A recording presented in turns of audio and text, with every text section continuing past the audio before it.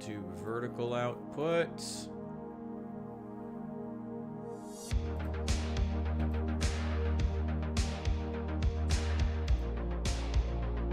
Alright, there we go. I think we are up now. Welcome, welcome, welcome, ladies and gentlemen.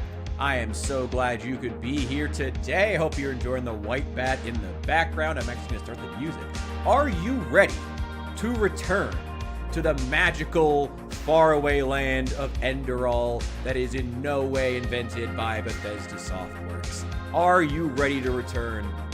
You will remember that in our last adventure in Not Skyrim Part 1 that we went and, well, we washed up, well, we didn't specifically go. We were trying to get to Enderal, and we were on a ship, and then it crashed, and then we ended up waking up on a beach, and, well, long story short, we have innate magical abilities that suddenly bloomed. It's a whole deal, and we're just an adventurer trying to survive in a new hostile land, trying to discover our innate magical abilities without blowing ourselves up like a Warhammer wizard, and trying to get by as an adventurer in a difficult and brutal world.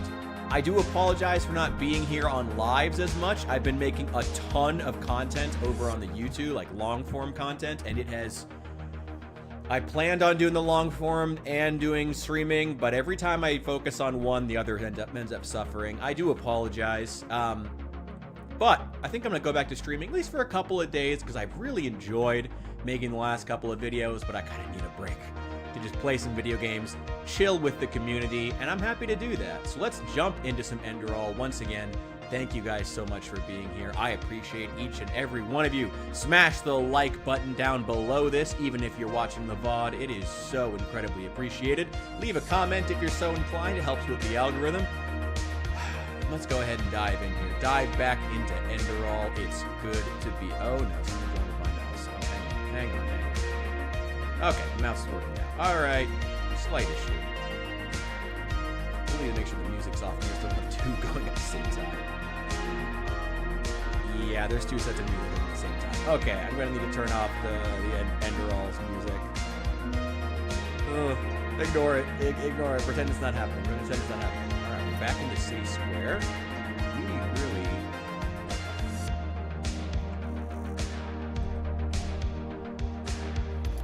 There we go. All right. Welcome back to... This is Riverville. Now, what is it that we were working on exactly? Oh, we already... There are new missions available. We got... Okay, so we finished a bounty. How much money do we have? We don't have very many pennies. Okay, so the way the leveling works in this game is that once you level up, you gain a certain number of, like, skill points. But then you still have to go out and buy skill books. Kind of like a reverse Project Zomboid. You get the skill point first, and then you have to buy a skill book or find one that then allows you to actually like put points into that skill. So we still have, yeah, we have 7 learning points, 16 crafting points. We really need to put points into those. We need to spend those, because as long as we don't just want to sit on those points. Yeah, money is like the how thing we need to be worried about right now. We already did like the lowest tier bounty that's available. What's this one? Oh, here's talk to Jespar. Let's go do that. It's not too early. That area should be pretty much cleared. We've done a lot of the quests that are available here.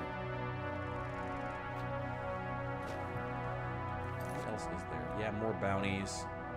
Find the next mysterious place. Oh, that's right. I do want to do this. Talk to Jespar. Find the use of the key in your strongbox. That's over by Jespar. Don't worry about that. No, that's with Jespar. Gather knowledge, just talking to people. Find all souls. I gotta figure that out. I don't know where to like go looking for the souls. We already have our mysterious vagrant who follows us around now. I don't really need to fill out my health. Do I have any food by chance? Yup, let's eat a carrot. See how much that gives us. Keep my lookout for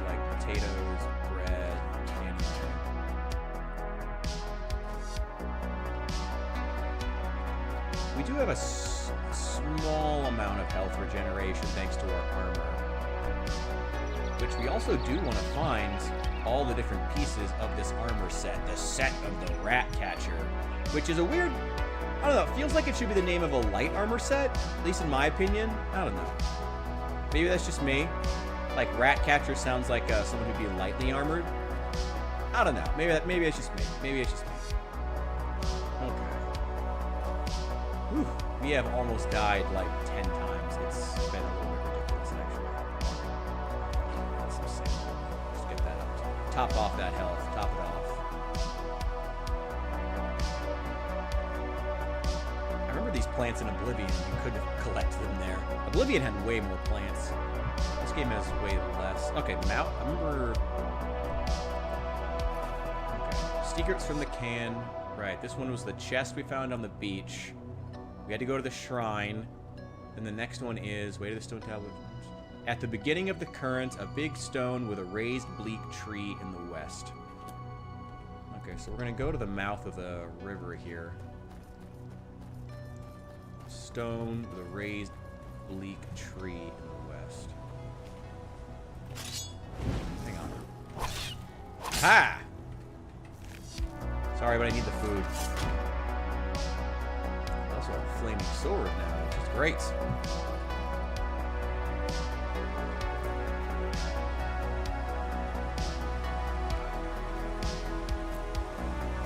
Yeah, the white bat was a good choice. Very much a good choice.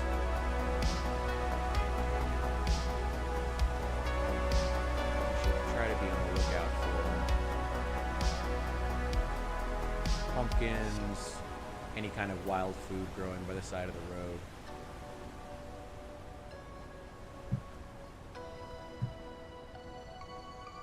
Oh, wait. Hang on. We also should get... our apparition. Hey, buddy! Our unlucky vagrant, because we're playing as the heavily armored necromancer.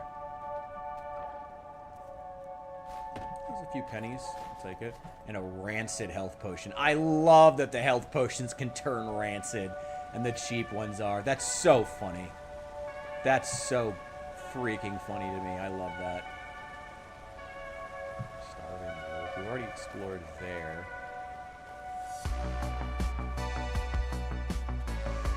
This place is full of pretty tough enemies. The tears.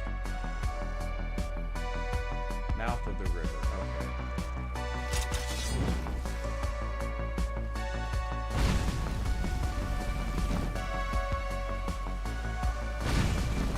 Get back here.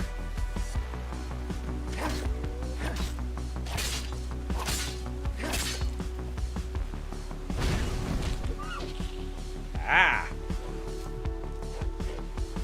Ooh, boy. Oh boy! Oh boy! You guys are tougher than the deer stalkers. Ah! Damn it, vagrant! Where are you? Useless. What's this? Oh, there you are. Asshole, where were you the whole time?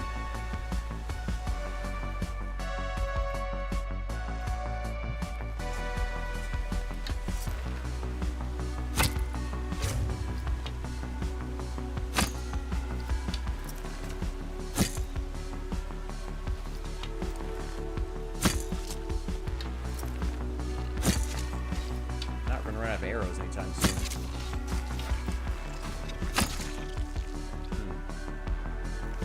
Now that I'm thinking about it, maybe it would be a better idea to just let him handle most of the melee combat, because his health regenerates. Mine does not. It might be for the best. Yeah, that's going to be for the best. So I am going to... One sec here. I'm going to swap over the vertical scene. No, no. There we go. Okay. Yeah, his health regenerates, but mine does not. I need to just let him handle a lot of the melee combat from here on out, because this is draining me. I do have a lot of food. But, you know, resources are finite.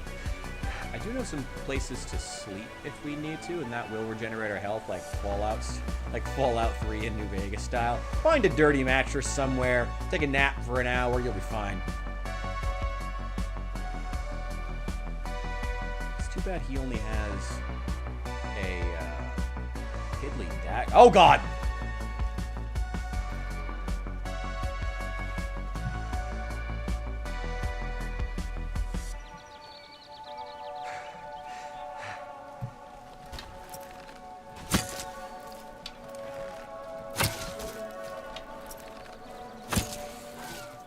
Hang on.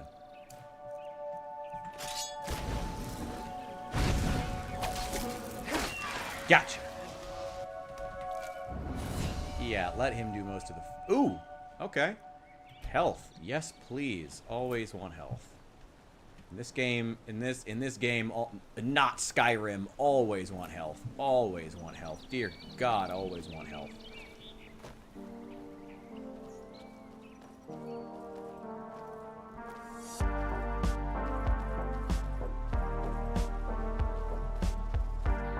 Honey. Firebolt. Cool.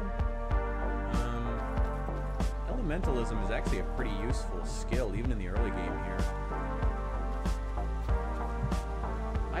I usually find that dual wielding isn't super useful later on in the game, unless you're, like, really putting the points into, like, making the spells really powerful. Usually you just want to focus on either being really, really good in melee or really, really good at magic. And if you're good at magic, just use summoning and let someone else do the slicing. So you don't have to take the damage. We're not good at sneaking anyway. I hope it was just the one Vatir. Where's that torch? Oh, right. Torches wear out now. So I had some, but they're gone now. Crafting, alchemy. Okay. Spare parts.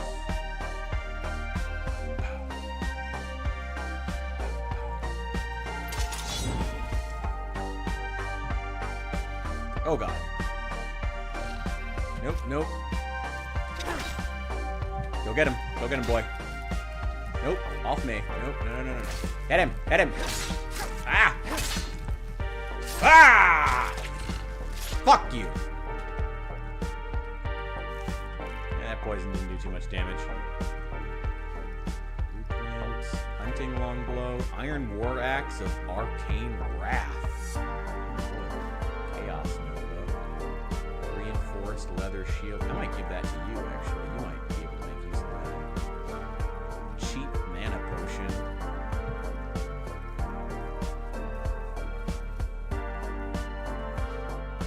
I love how they set up the tiers. There's so many things about this game that I wish Bethesda would genuinely take notes from. Like, I love the tiers of the potions in this game, and I love the fact that just spamming health potions actually does have downsides, and that you get your arcane fever that can kill you.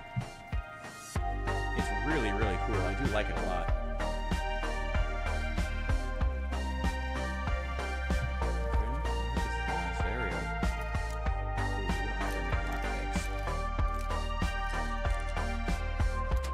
There we go. That wasn't too bad. Probably should be more careful. Copper necklace of the highwayman. Ooh, elementalism. Please. A little bit of food. Spare parts. I'll take them. Hell yeah. Oh, I have the... Yeah, you're my necklace. Need it to summon you. So there really wasn't much in here. I should have just kept exploring then. Because that dude kind of scared me off. I was like, oh crap! Vatirs aren't... They're strong, like, when you're, like, level 2, but they're not that strong. Like, already... God, this game is really gorgeous, especially for a mod. Really pretty. Really genuinely pretty. We are... at least I am starting to feel a lot stronger, thankfully. The enemies are not quite as devastating as they used to be. Okay, beginning. Blasted tree to the west. Is this it? Large rock. Blasted tree to the west. No. Is this it? Might be. Or might not be.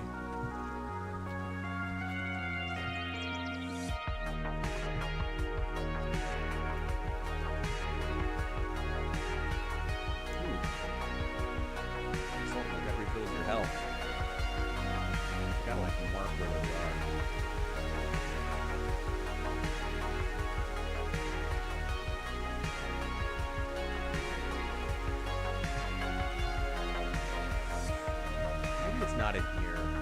Maybe it's at the other mouth because there's two separate there's two separate mouths. So let me check something fast.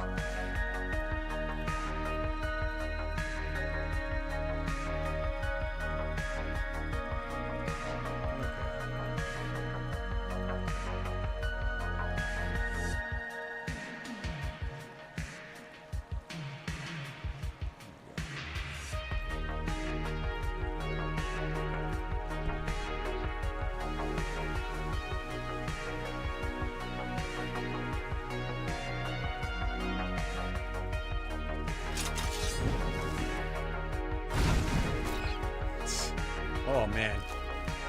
Well, fortunately, he didn't use too much of my mana. What is this hut? Is this the blasted tree? No, I don't think so. What's up here? Should try to check that. Why do I have the feeling there's a monster living in here, not actual people? Oh, or just the homeless.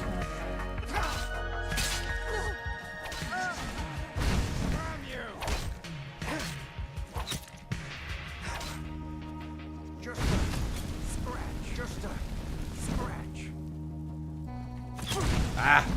Archer's the worst in this game.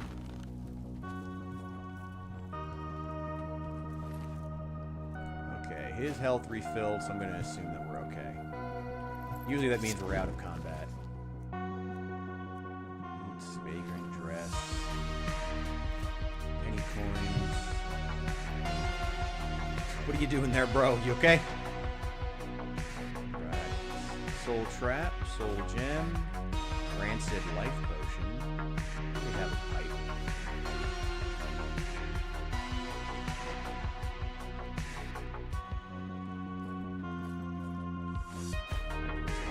Arrows.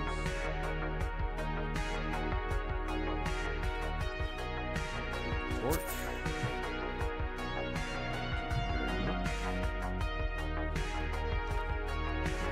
Yes, please.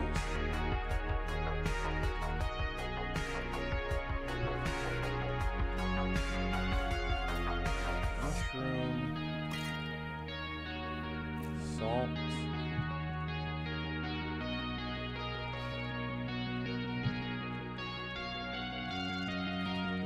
Okay, got some food. It didn't really cost us much to clear this place. I do like how it feels, the way that the combat is structured, with it being more brutal, health being harder to come by, and regenerate. Oh shit, hey, welcome in, guys.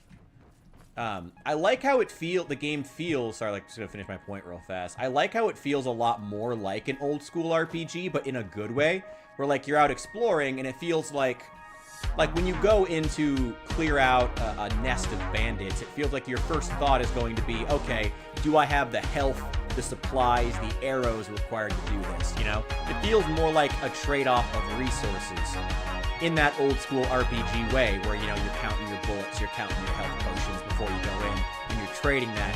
I always liked that mentality. Anyway, welcome in, guys. Captain T, I'm doing pretty well. By the way, I did want to tell you, I did see Hunt Showdown added a pretty cool-looking PvE mode. So, yeah, Hesphestus 2. Anybody want to play some Hunt Showdown soon? We could talk about that over on the Discord. Sorry about the drama on the Discord recently, by the way. But yeah, we could play some Hunt Showdown if anyone's down for that. Like, yeah, the new mode where you're just like defending against waves is like it was like literally exactly what I asked for in my video. Like, I am genuinely excited for that. It looks super cool. I want to play it. So, yeah, if you guys are down, I'd be down. I would have to probably uninstall something to fit it, but yeah. Well, you'll be. There's a couple other people. I mean, I think Reed also wants to play. I think he. Yeah, I think he also wants to play Hunt Showdown. He plays it too. There's a couple of us in here. Yo, Bishop, welcome in, welcome in. What the fuck was that Steam Deck crash out?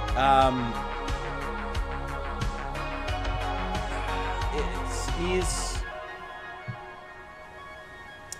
I don't think at this point, without in the least bitter way possible, I don't think calling him a friend of mine would be accurate anymore. But he's a guy who's I'm close with, and I really am wishing the best for him. But he's, I don't know. Let's talk about it off stream.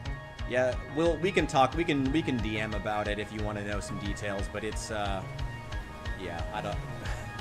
It's a whole thing. Yeah, it's a whole thing. It's a whole thing. I hope it's not still going on, by the way. Credit to Saul. I don't think he's here right now, but if he is, God, Saul, or if you see this, and I'll say this if he shows up in the chat. Dear God, thank you for your incredibly level-headed approach when that was happening.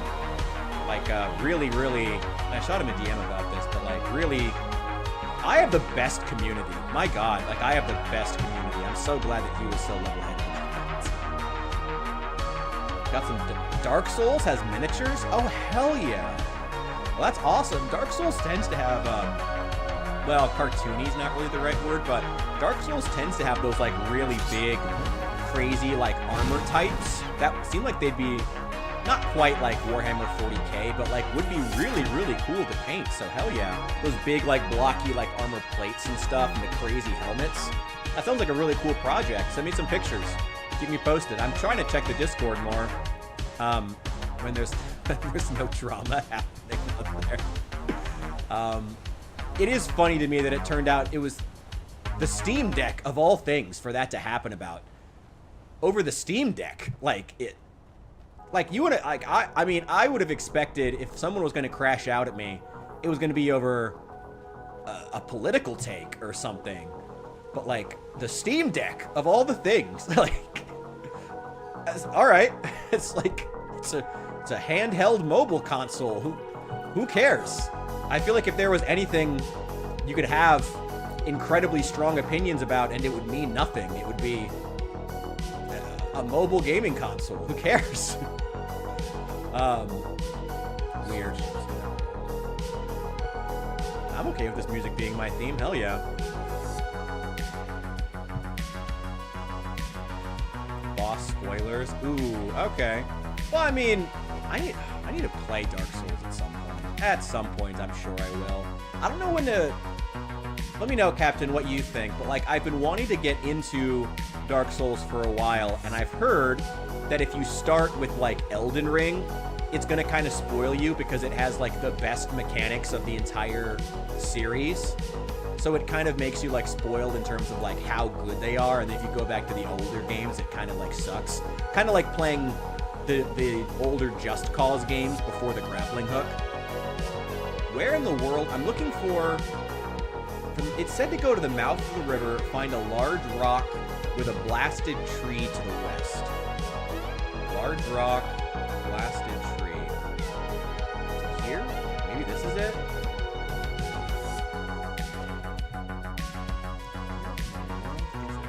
No. Yeah, I am undaunted by it. Thank you for the concern. I do appreciate it. Like I said, we can chat more about it in DMs. But it's I'll answer any questions anybody has. But yeah, it sucks more than anything else. It just there's just been some just really sucks. I hope that he's okay, and I really wish him the best. He's someone who's really close to me, and I really care about the guy, so I really hope he's going to be all right. But that was, yeah, concerning. God, look at all these just dead wolves everywhere. Probably should get him out of the drinking water. Okay, large rock. What exactly did the quest say? The quest said, where is it? Oh, yeah. We need to find the next mysterious place. The note showed me the way to a stone tablet at an old shrine. Yep. And then there's the next riddle. At the beginning of the current, a big stone with a raised bleak tree in the west. Okay, beginning of the current. I'm assuming that's this, right? This is the beginning of large stone with a raised bleak tree in the west.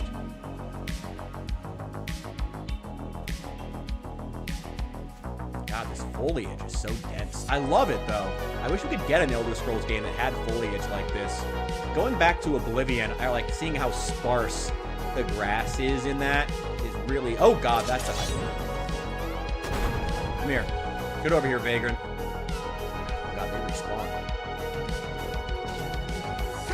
Ah! Off! Ah!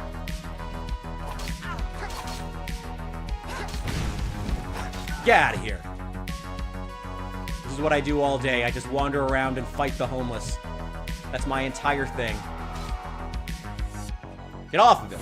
Get off the ghost. Give up the ghost. Aha! Gotcha, bitch. Yo, Snug. Hey. Welcome in, welcome in. This is simply, yes. This is, for those who are curious, this is Enderall. The Skyrim mod that came out quite a while ago. A total conversion with a brand new story. And it's super cool. I remember playing it years ago, but I've been wanting to return to it for a while. Because I thought it would be a really cool chance to play Skyrim again. It's also a lot harder than vanilla Skyrim. Like, really fucking hard at times. We have almost died many a time. It is brutal. Seamless. There's co-op in Elden Ring? I didn't know that. Oh, hell yeah. We could do that. Look, Elden Ring gameplay is the best. Not janky. But DS2 is still the favorite. Okay, fair enough. I mean, Dark Souls 2 is the one I've always heard was, like, the fan favorite. So I'm not really surprised by that. I'll have to look into it. I'll look into it. Cabbage soup. This is Adderall. Welcome to the game. That's what makes it that's what makes it so difficult. Welcome to the game, Adderall. That was good. That was good. That was good. I liked that. You cannot have an apparition. Yeah, okay, so our vagrant is going to disappear. That's fine. We are playing, by the way, still as our Juggernaut Necromancer Ghost Summoner. Let's see. Mouth of the river. Large rock with a raised tree in the west. Where is this large rock? Oh, I didn't know I could climb up here. Large rock with a raised... I can't see anything. It's so dark. Yeah, they also changed the lighting in this mod, so like night is actually dark enough that you have to like you actually need torches, and they burn out, which is crazy. Ugh. Oh, you can do up to 3 players. Ooh. Hell yeah. Yeah, this mod like really took off a couple of years ago, but I'm playing it years too late. But again, I thought it would be a fun thing. We will, as the story progresses, we're kind of just wandering right now, just kind of figuring things out, really trying to build up our character. But as we are continuing to play, more than likely, I'll start putting up some polls over on the Discord for like what choices we should make as a character. There's not too many big story choices, but maybe as far as like what we want to do, how we want to continue building the character, I don't know, something. I'm still kind of figuring out how to like really get the chat involved in like playing RPGs. I'm thinking about doing Fallout New Vegas next or Fallout 4. I'd love to do either of those. New Vegas has a lot of interesting choices, so like if you guys want to have... Let me know in DMs, in chat, on the Discord, whatever your preferred method is, what game, what RPG you think would be really fun to like do choices in, you know, like as an involved chat. Maybe New Vegas, you know, I could let you guys decide where the, what faction we side with, and I just have to go with it. It's like, make both the NCR and the Legion hate you. Like, fuck you guys. No. But, like, that could be fun, though. You know, we could take some votes on, like, what choices we make. Play Clockwork. Yeah, Clockwork? No, I have not. Oh, Oda Nosferatu. Welcome in, welcome in. Fallout 4 with deal. About to fall off my chair. Fallout 4, I do have all the DLCs for Fallout 4. I would, again, I would play either. I would honestly play either. New Vegas or 4, I do love them both. So I'm fine with either one. Could do either. I have all the DLCs for all, or I guess in theory we could do 3. But 3 doesn't have as many, like, big choices. Captain T says New Vegas. Okay, so we got to vote for 4. We got to vote for New Vegas. Survival mode. Ugh. Actually, technically, we could do a survival mode in New Vegas or vanilla Sky. Well, we're not going to play vanilla Skyrim after doing this. That would just be. I don't think that would be interesting. Mouth of the river. We gotta wait until it's morning because I can't see shit. We gotta wait until it's morning. Is there a place to sleep? All the merchants are gone. Let's dump some stuff. Fortunately, one thing I like about this, they give you like a secure chest where you can just put all like the excess stuff you don't want to carry. Love that. Really wish Skyrim had that. That would be so nice. Let's try these belts and some leather. A couple of strips. Hell yeah. Nuke anyone that's... What's wrong? Hey, I like Fallout 4. Let's not nuke anyone who says Fallout 4. Fallout 4 is good. I think Fallout 4 doesn't have as interesting... I mean, you know what? I'm not even going to say that. Fallout 4 factually does not have as interesting of factions as New Vegas. That's just a fact. But it's interesting. It's cool. I do like 4. I wouldn't mind playing 4. Honestly, either one's fine with me. 4 or New Vegas. You know? You know? Oh my god, I'm getting nuked. Oh my god! Fortunately, I'm far away in the land of Enderal. It's going to take a long time for that to get to me. I want to sell a lot of this stuff. I don't have the backpack equipped. Whatever. Mace, knife, sharp arrows. Probably should use the actual, like, half-decent arrows that I have. Whatever. I have to search for a bed to rest. I don't know whose house that is. Skyrim was going to do that, but the dev took it. God damn it. God damn it. God damn it. Oh my god. No, you already said, Captain, you can't stick to it now. You can't go back to nuking now. You already said JK. No. You already wussed out. You already wussed out and said JK. You can't come back to it now and talk about nuking. You already copped out. No. You already lost it. You already lost it. You lost that privilege. You lost it. I have not tried Grimrock yet. I've honestly been, like, super exhausted with all these videos I've been cranking out. Oh, yeah, by the way, if any, while we have everyone here, I do want to say I apologize for not streaming as much, but I've been making, like, relentless content over on the, what is that? Oh, that's just off. I've been relentlessly making videos on the long form section of YouTube, and it's been really fun, actually. I've really enjoyed it. Like, it's been it's been a nice change of pace to, like, try some new things. So, if you guys want to check those out, I'd love to get some comments if you feel like it. Some of them are getting a lot of engagement, but YouTube still isn't promoting them or giving them views, which really sucks. I'm going to be streaming more the next couple of days, if nothing else, though. I really want to get back to streaming because, you know, I want to hang with the community some. I'm sorry that I didn't put it over the weekend, though, especially because we still have to play LA Noire. And I feel bad that Al is kind of missing out. And I feel I meant to be here this weekend. It's been a crazy time, and I'm still doing the job hunting stuff on the side, which has sucked. But all's as it is what it is. It is what it is. It is what it is. It is what it is. It is what it is. Thank you. I appreciate it. Just gonna keep working. Okay, we're gonna head back to just spar right now. We're gonna get. Oh, is that a dead? Yeah, it's a dead crab. I don't think the enemies respawn around here, so we are slowly... This is just like any other Bethesda game. For some reason, the city guards don't care that there are wolves and bandits every other step once you step foot outside of the city. So they need one dude, one random adventurer is going around just slaughtering half the population of this goddamn continent, because like 2/3 of the population of the continent are just bandits. So this one guy is like depopulating an entire island. Oh boy. Wait, what was I supposed to do with the Master Skull? I forgot. Nah, whatever. Who cares? Oh god. Actually, you know what's funny? I've been hearing more and more sentiment lately that YouTube is like desperately trying to find new content creators because of the fact that they're just not getting enough. Like content creators who start out are quitting at such insane rates now that YouTube just can't like develop a new generation. I keep hearing that sentiment over and over again. But you know, it's like they have to actually promote small creators. Yeah, it's like, I don't know what they're doing. I don't know. It's weird. It's a weird time on YouTube. Oh, hell yeah, Captain. Go for it. Yeah, it's a weird time on YouTube. It's a weird time. Oh boy. Get over here.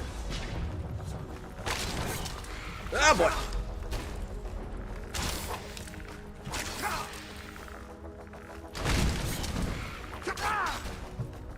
Get out of here.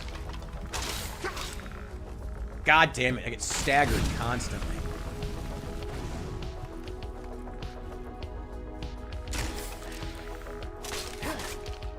There we go. Okay, okay. Sword. Sword. Okay. What is that? Oh, that's a troll. Okay, you have nothing. What's in this chest? Dividers. Lots of weird random objects in this game, but I kind of dig it. I like it. I like it. I love the idea of Mr. Beast and Moist Critical, like, teaming up to personally keep me from doing better on YouTube. Honestly, though, like, it's a sentiment I hear a lot that, like, I've heard it from multiple creators now, like, that's like, yeah, YouTube is just not retaining talent as much anymore, you know? Not to say that other social media sites are necessarily doing better, you know? Every short-form social media site is being completely inundated with AI content now, which is helping destroy the trust that their fans have. What? Why did my health go up? Oh, I ate something. Okay, where's that troll? Where is it? Where is it? I hate trolls. There it is. He's probably going to regenerate this health before I even get around to fighting him. Ooh. That was a good hit. There we go. Oh, yeah. Oh, yeah. Oh, get out of here! Fuck you! Oh, God, what is that? Oh, God, what is that? What was that? What was that? What was that? What? Okay. We're good. We're good. We're good. We're good. We're good. Okay. I only got one of those arrows back, but that's fine. That's fine. Okay. It is so dark in here. Okay. Maybe I should put more points into bows. Man. Like, I gotta say, this is my first time playing this mod as, like, a Juggernaut character, and man, like... Well, you know, actually, you know what? I'll say this. It's definitely... I don't know if I'd say that it's hard. Oh, God! Blue quartz. It's like... Ah, the arcane fever! Oh, God! Oh, that's a troll. Oh, that's a troll. That's a troll. Go get him. Go get him, boy. Get him. Get him.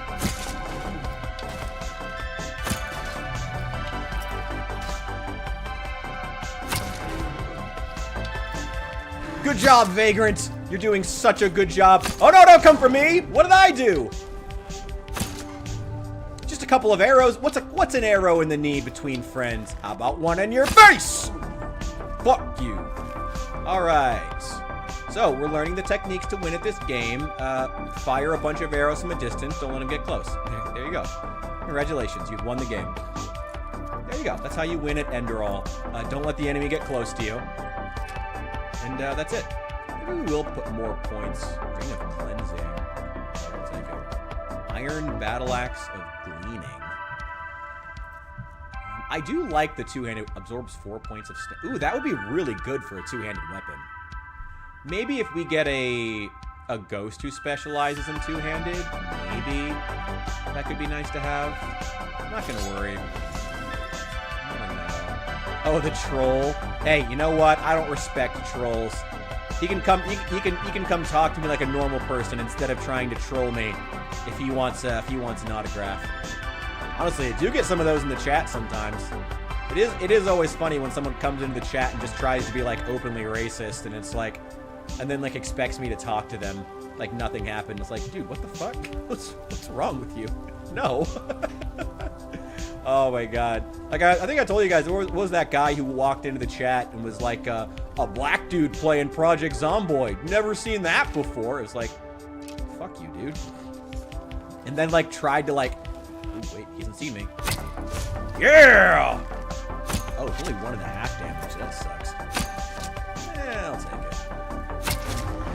Oh wow, this darkness really hides you well, though. They don't see you as fast now. I guess the darkness does help you as well. But you gotta be able to actually spot the enemies. Ugh. Okay. I love the design of these maps. Oh, they're so cool. There is a lot of, I mean, they do have that classic like Skyrim mod problem. A lot of the mods have this where like they feel a little bit over designed maybe. Like there's a few too many objects crammed into one spell.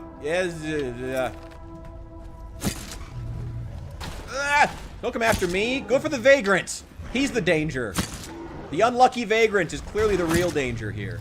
That's right. Keep whacking him with the shield. Oh god! Ah! No, no, no, no, no! No, no, no! No, no, no! Off! Get off, boy. Clearly, the unlucky vagrant is the real threat. I don't know why this troll's coming after me. That's right. Get him. Get him. Oh, yeah! You see? I told you he was the real threat. Shouldn't have been coming after me at all. Fuck you, troll. Fuck trolls. Hate trolls. Enjoy the game or play a stealth archer. You are not wrong. What do you want to do? Do you want to role play as a character that you can see yourself in, or do you want to play as a stealth archer? Again, because it's the best build, unmistakably. I don't want those gloves. That's fine. Oh my god. Welcome back. Welcome back. Welcome back. We just killed a troll, as we do every day online here in the new Memphis community. We're not big fans of trolls here. Unless we are. Alright, didn't lose any health either. I don't think they even managed to hit me.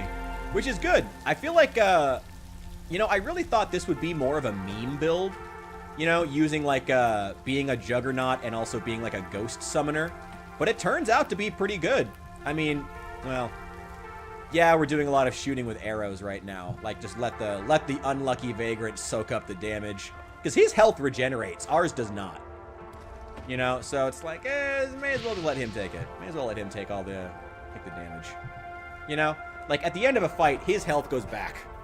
Brother, your brothers are trolls? Well, I'm sorry, they deserved it, bro. Sorry. I don't know what to tell you, man. You're throwing around nukes, your brothers are trolls? Like, what do you... Man, what's up with your family, man? Hey, what's wrong with me? What's wrong with your family? Okay? Clearly, between the trolls and the nukes, like, y'all got some stuff to worry about, okay? I don't know what you're doing over there, but like you got some stuff to worry about, okay? Clearly, this is your problem, Captain. Clearly, this is your problem. Okay? Clearly. I don't know what you're going at me for. All right, let's see. Hey, look, more dead wolves. I have a pickaxe, right? Can we take this ore? Yeah, let's get it. Really wish we found that next set of the rat catcher armor. We did find a different armor though, which is still good. There we go. Thank you very much. Where are you? You're not much of a vagrant if you can't even like get over here. Do not have an apparition summoned. I clearly do. Ooh, over here was where the game crashed. most recently. So we're going to quick save before we walk onto this property. I will say, the over-design of many of the areas reminds me a lot of Fallout London, but in like a charming way, because I loved Fallout London, so it's kind of like positive for me in a strange way, because I love Fallout London. Fallout London is like the first mod the first total conversion I've ever played of a Bethesda game where I was like, this is just a game. Like, this is not a mod. This is just another Fallout game. It's crazy. That's Mr. Beast to you. Perhaps trolling. Perhaps. Perhaps. They're, oh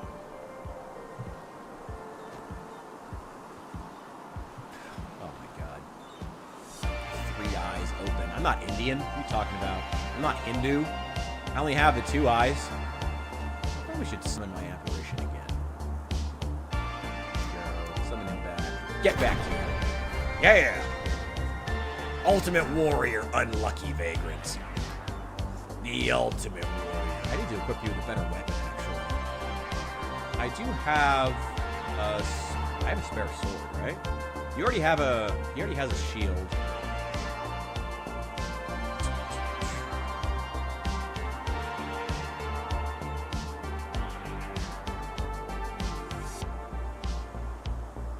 Could give him a war axe, could give him a sword. I think I'll give him the war axe. Why not? Alright. Let's get down there. There's also the Phasmalist, the specialized workbench for crafting ghostly things is also here. Equipment, I think is where we need to go. There we go. Equip item. Take the iron ectoplasm and bone meal. Oh shoot. I need ectoplasm or bone meal. Oh, that sucks. Okay. Attributes. Okay. Oh, interesting. Rhetoric. Picking. He has 100 sneak. Nice. Light armor. Block. His two-handed's not bad. His one-handed's better. His stats aren't that great, but that's fine. What armor does he have? Currently equipped. Iron dagger. Shield, helmet, cuirass. Leather boots. Okay, he has a full set of armor. It's not great armor, but it's fine for like the level 1 area we're at now. It's fine. I just need some bone meal so I can give him a better weapon. That's the only thing that's really holding him back. Again, he doesn't have great stats or weaponry, but he doesn't really need to as long as I'm here. And he can just soak up a little bit of, ooh, heavy leather cuirass. Oh, I think that counts as heavy armor. Is it? Yeah, it's heavy. Okay. Alright. Where are you, Jaspar? Asshole, set a bunch of traps between me and you. Well, if it isn't my new friend. Any luck? Oh yeah, take care of school first and foremost, dude. Have a great rest of your day. Learn a lot. Have a good time with your teachers. And make sure to pay them all kinds of respect. And bye. Oh, wow. That's interesting. That's very interesting, Jaspar. Splendid. What about you? Did you find anything? I did, and now I finally know what to make of it. Come, follow me. All right. I'm looking for some bone meal, by the way. Any chance you have some? Or ectoplasm. One or the other, so I can give our ghostly friend here a better weapon. That is like the only thing he needs right now.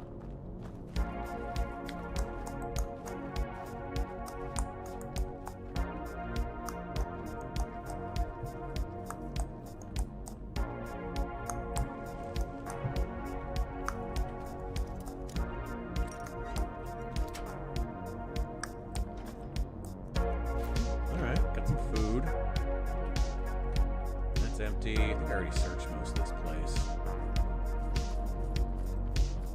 Some extra XP, but I don't have the money. I present Ah, the Star hello. People's Lock. And I bet my buttocks will find another answer behind that door over there. I bet your buttocks too. A Star People's Lock? I've never heard of that before. Doesn't surprise me. This kind of lock is usually only found in treasuries or castles. But they can be picked. But that's going to be quite the challenge without bolts. Where do we find the bolts?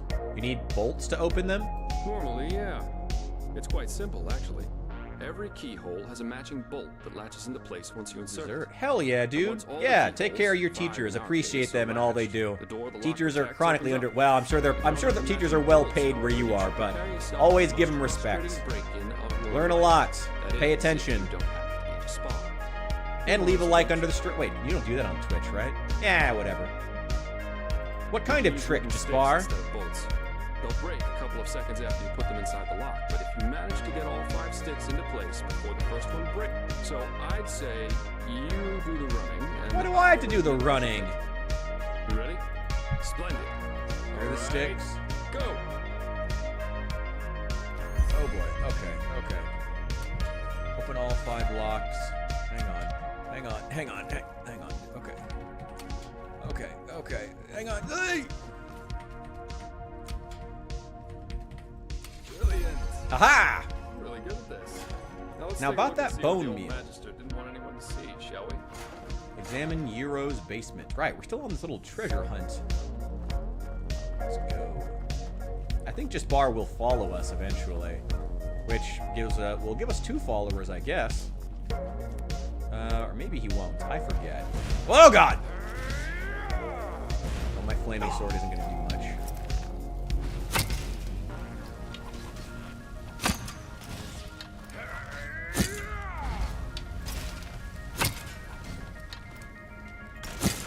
Aha! Vagrant, get over here. All right, he just barely survived. You okay? Were you okay? Oh, the Night Mother. Sierra knew about magic. That leaves us with the question of what exactly this is supposed to be. That's the Night Mother of Sithis. At the risk of blowing your mind, I had already figured as much. But it's interesting that he was already on the wrong side of the law way before his rampage. He was on the wrong side of the law. Race in the game. I gotta be honest, I don't know the races in the game super well. I forget.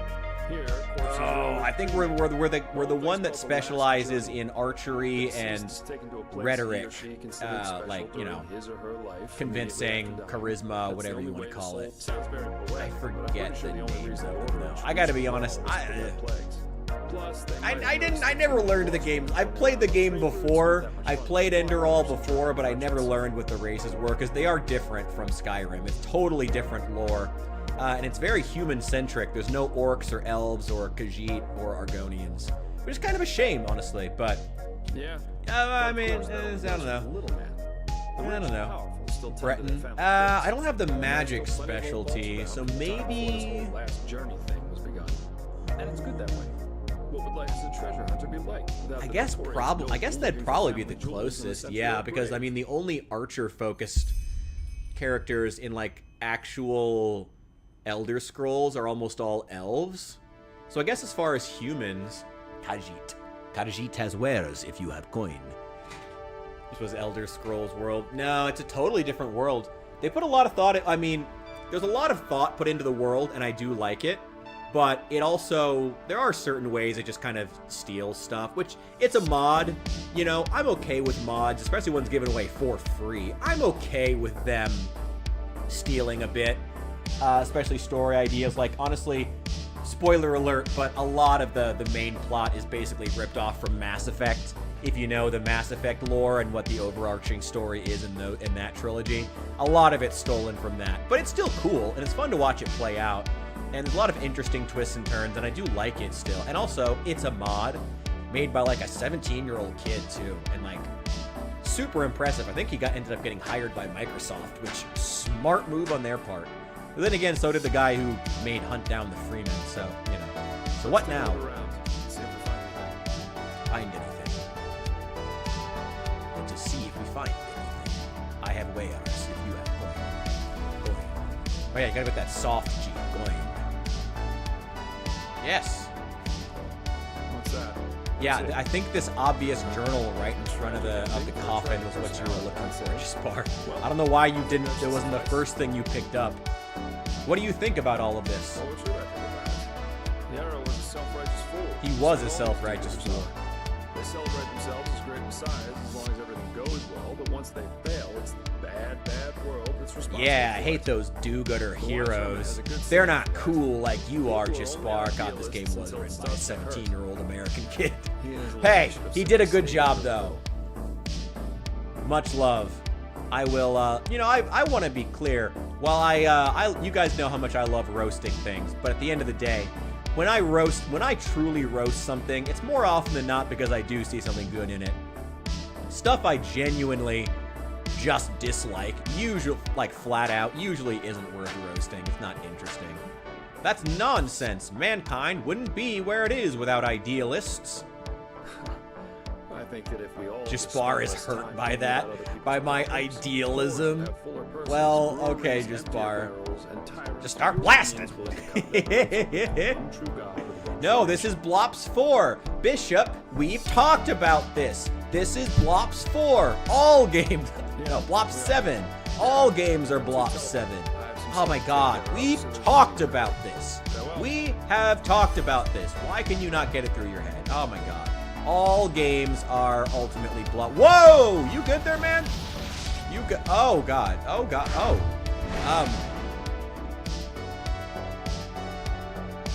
So what was the okay, meet him in Riverville. Okay, so I guess that was intentional. All right. Okay. Cool. Oh right, I think we have some. Oh yeah, you can't fast travel in this game, but there are scrolls of teleport that you can use to move around. I think that's the animation they use. So that okay. Took me a little off guard there. Didn't quite know what was happening. It's okay though. We're good. We're good. Oh. Yeah, I don't even know either. Who cares? Who cares? What blops are we on at this point? Who really gives a shit? Who really cares? You know what I care about though? Bone meal. I need to find some bone meal desperately. Can I just grind up some of that wheat we have and just say that it's bone meal? Can I just lie? It's back here. Nothing, nothing, nothing, nothing.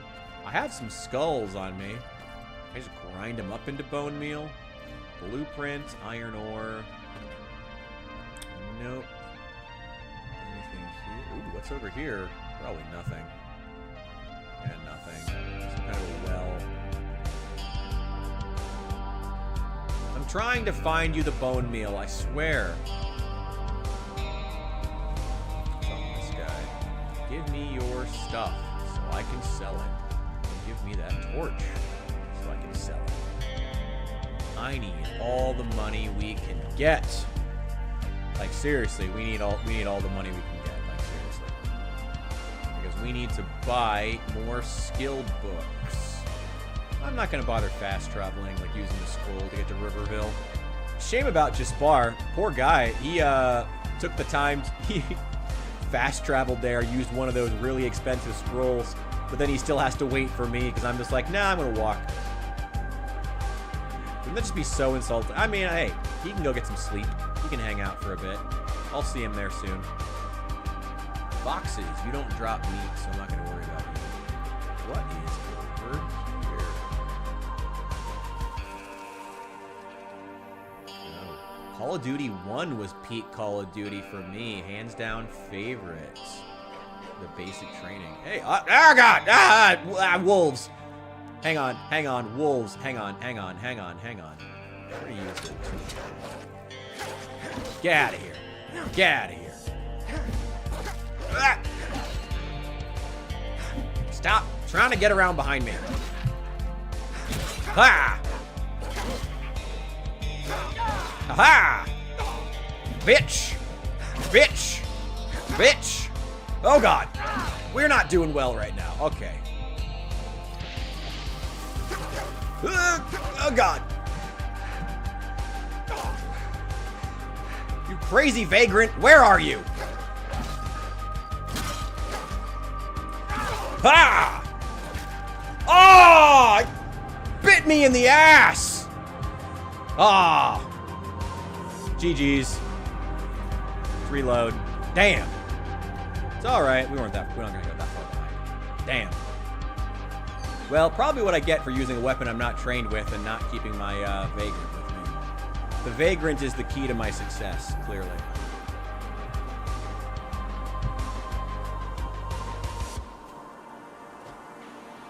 Battlefield 4's favorite online multiplayer game. Destructive environments. Alright, fair enough. I gotta be honest. I mean, I'll say the same thing I said in the Hunt Showdown video. I just never... I have no... Okay, I don't want to sound shitty, like I'm saying like I'm better than like first-person shooter games, because I'm not. But like, I just never got into them, personally. Just... I don't know, maybe I just like missed the bus to Hogwarts or something like that. Like, train. You know, I don't know. I just never got into them. I didn't get into video games until I was like well into my teenage years, and then through a lot of my 20s, I was mostly playing like story-based games. You know, I'm a fucking writer. I like story in games. And that actually, my 20s, like in early and late teenage years, was a really, really good time for story-based games, so it worked out, you know? In those couple of years, we got Mass Effect, Far Cry 3, and Far Cry 3 Blood Dragon, Fallout 4, which isn't... but New Vegas had come out right before that, so that was also... I played it after playing Fallout 4, and it blew my fucking mind. So good. Yeah, that was like a... The early 2010s was just like a... Early and mid, maybe even late 2010s was just like peak era for writing in games. So incredibly good. So much good stuff coming out. So that's most of what I was playing. When was the first... Battlefield 4, I believe... I know there were some guys who played Battlefield 4. I know it was really popular with some guys I knew. Like, 'cause I had a roommate who was like talking too fast. I had a roommate who was a Marine. Really cool guy. And he played a lot of Battlefield. He loved Battlefield. I guess I don't know if it was 4, but I'm pretty sure it was. And that one I'm pretty sure was a modern shooter, right? Was the original Call of Duty, wasn't it World War II, I want to say? Not a very smart bunny, clearly. Thanks for the meat, bro.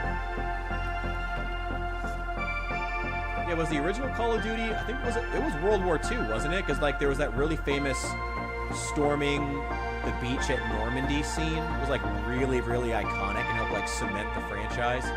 If I'm remembering that correctly, I might not be.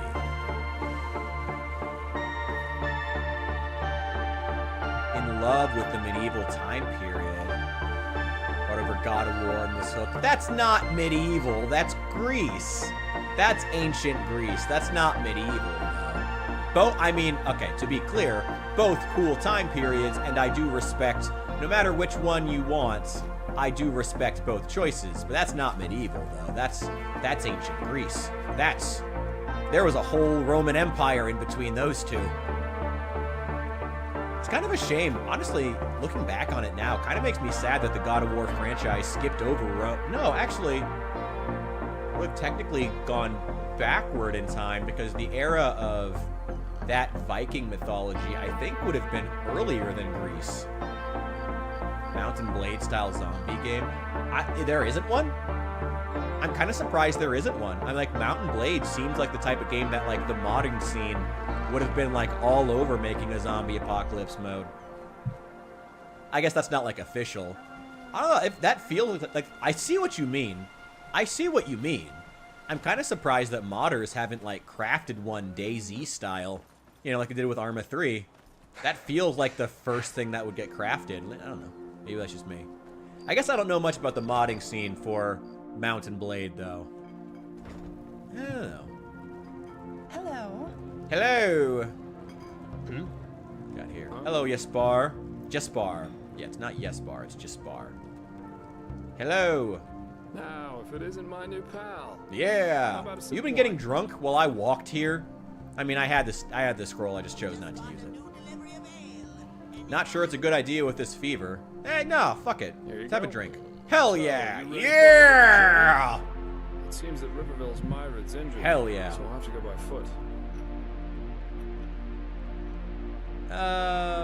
What's a myrid? Oh, right, you wouldn't know that since you're Naramese. Myrids are giant flying creatures. Quite nasty but wild. You can find myrid towers all over Emerald. And for a small fee, but as I said, Riverville's myrid's injured, so we'll have to walk. Right, the myrid. That's the reskinned dragon who parks in every major city whom you can use to fast travel from city to city. Basically like if you know the Striders, I think the River Striders, whatever they're called, in Morrowind. It's kind of like that. Or like a lot of games, you know, where you just fast travel between major points. Meant like armies fighting with swords and... Okay, so just like swords and bows and stuff, the history of time periods. Okay, fair enough. It is still pretty different, though. I mean, yeah, medieval times you did have that, but... I mean, that's Bronze Age to... No, that's past Iron Age. Medieval's past Iron Age. What would that be? I think it's just medieval. Yeah, that's still a lot of history, though. There were still a lot of changes to, like, armor and weapon manufacturing. I mean, it's hard to... It's hard to... I don't know. It's hard to quantify because, yeah, like, obviously there were still... When you're fighting with swords and bows versus a time period where you're fighting with swords and bows.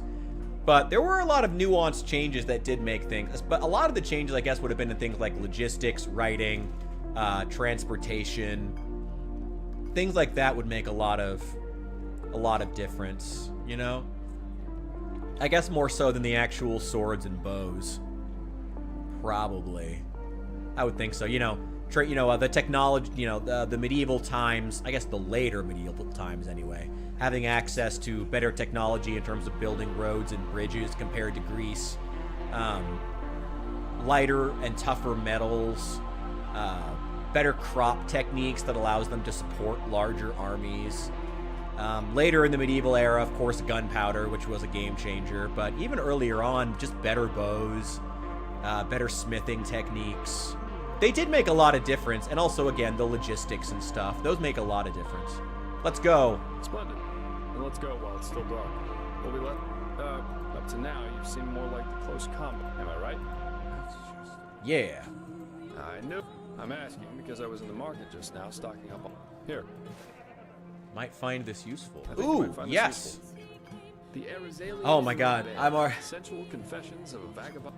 Jokes aside, these are learning books. From Thank you. You're welcome. Much appreciated. He gave me some free learning books. I need those desperately. Lead us straight to the mountain pass. Another character accompanies you now. As long as I follow the main path, Jaspar will follow me. Cool. I will take those and...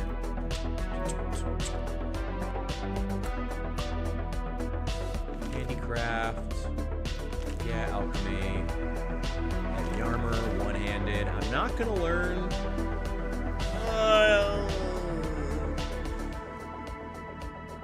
I've got one of block and one of two-handed. Do I want to spend... I have plenty of learning points. I guess the block would be nice. I don't know. I mean, I tend to use a weapon in each hand, or at least a spell. I don't know. Learning points are hard to come by in the later stages of the game. I really want to spend them wisely from the start. I need crafting books more than anything else. I have so many crafting points. Let's go, Jaspar. I think I'd rather travel while it's day. Thank you very much. Let's go ahead and grab ourselves a bed.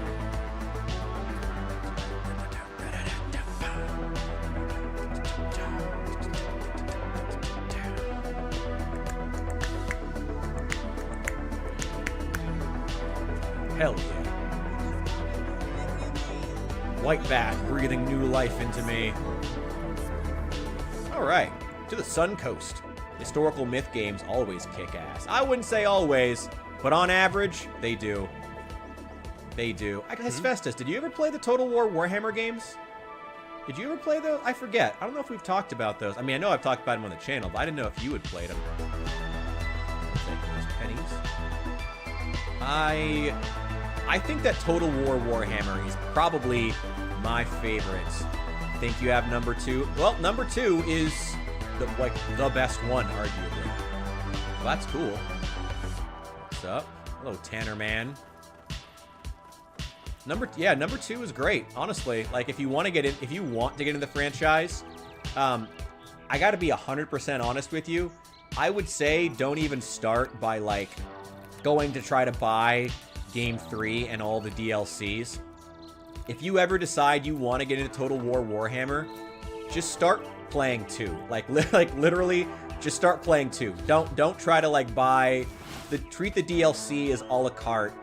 Especially because of the fact that 2 actually has a much better end game compared to 3. So really don't feel like don't get me wrong, I encourage you, check it out. Go play the games. They're so good. I love them to pieces. But don't feel like super pressured if you ever want to get into those games to like, oh, I gotta get all the DLC and I gotta get this and I gotta get that. Like, don't do that. Honestly. You can engage in the Book of Grudges. Yeah. Yeah, that's, oh, yeah. Speaking of grudges, did you hear, I don't know if anyone here cares about it, but yeah, one of the biggest Total Warhammer content creators just announced he's, like, quitting. Like, he said it is, like, his content on his channel is just coming to an end because he's just gotten miserable. And I didn't watch his whole video on it because it was, like, 30 minutes. But yeah, Legend of Total War has just decided he's just done, at least for a while. It's been crazy, like absolutely fucking wild. I mean, don't get me wrong. He has every right to. He has made content about these games for like 10 years. And part of the reason he decided not to was to get out of the game was that at a certain point, people were starting to like point out the fact that he just sounded miserable.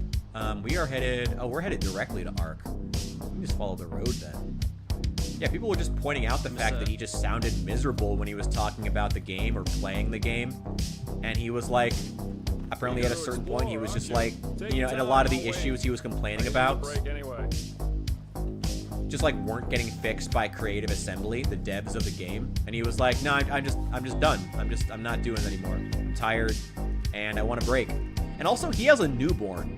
So, like, honestly, like, respect to him for doing what he needs to do to keep himself sharp. Like, dude, take care of you, for the love of God. Like, please. Legend of Total War, should you ever see this message? Should you receive this message? Like, I'm glad he's taking that time off for himself. Hell yeah, brother. Stay in there. Stay there. How is this not Skyrim? I mean, does that look like a Skyrim guard to you? Does that? Mr. Kurenai? Is that, what are you talking about here? What are you talking about? This is clearly not Skyrim. How is this? How do you not know this is not? How do you not know this is Skyrim? This isn't Skyrim. It's clearly not Skyrim. Clearly, can't you see it? Come on, Just Bar. Let's get out of here. What are you talking about? What are you talking about? I'm talking about Ace GM. It's clearly not. This is obviously. Does this look like Skyrim to you? This is Enderall. If you've never heard of this mod, you probably did. It was really big a few years ago. It's great. I love it. It's a phenomenal mod. Highly recommend it. It's a total conversion. Diddy got 4 years. That's it? He should have got more than that. I mean, I'm glad he got the 4 years, I guess. Wish he'd have gotten more. Thank God. Fuck Diddy. What didn't Diddy do?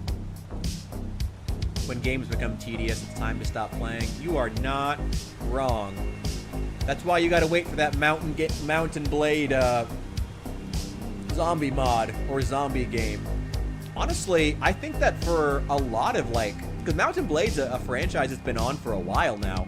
Since we were already on the subject of Total War, honestly,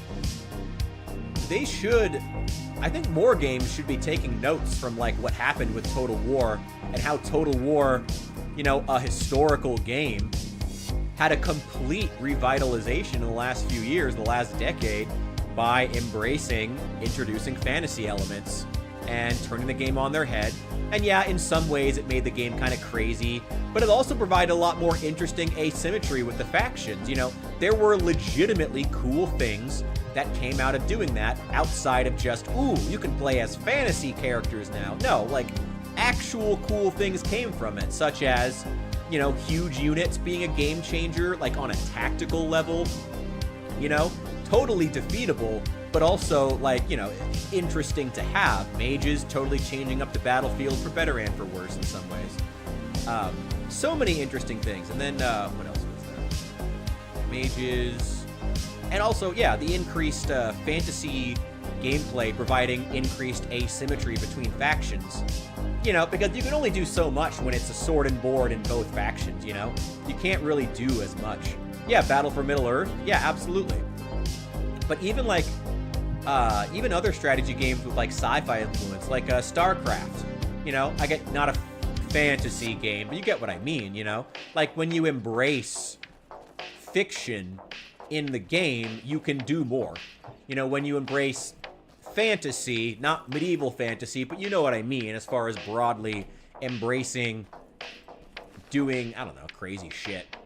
Yeah, when you do crazy shit, you can play crazy shit, and you can do more things with the factions, you know what I mean.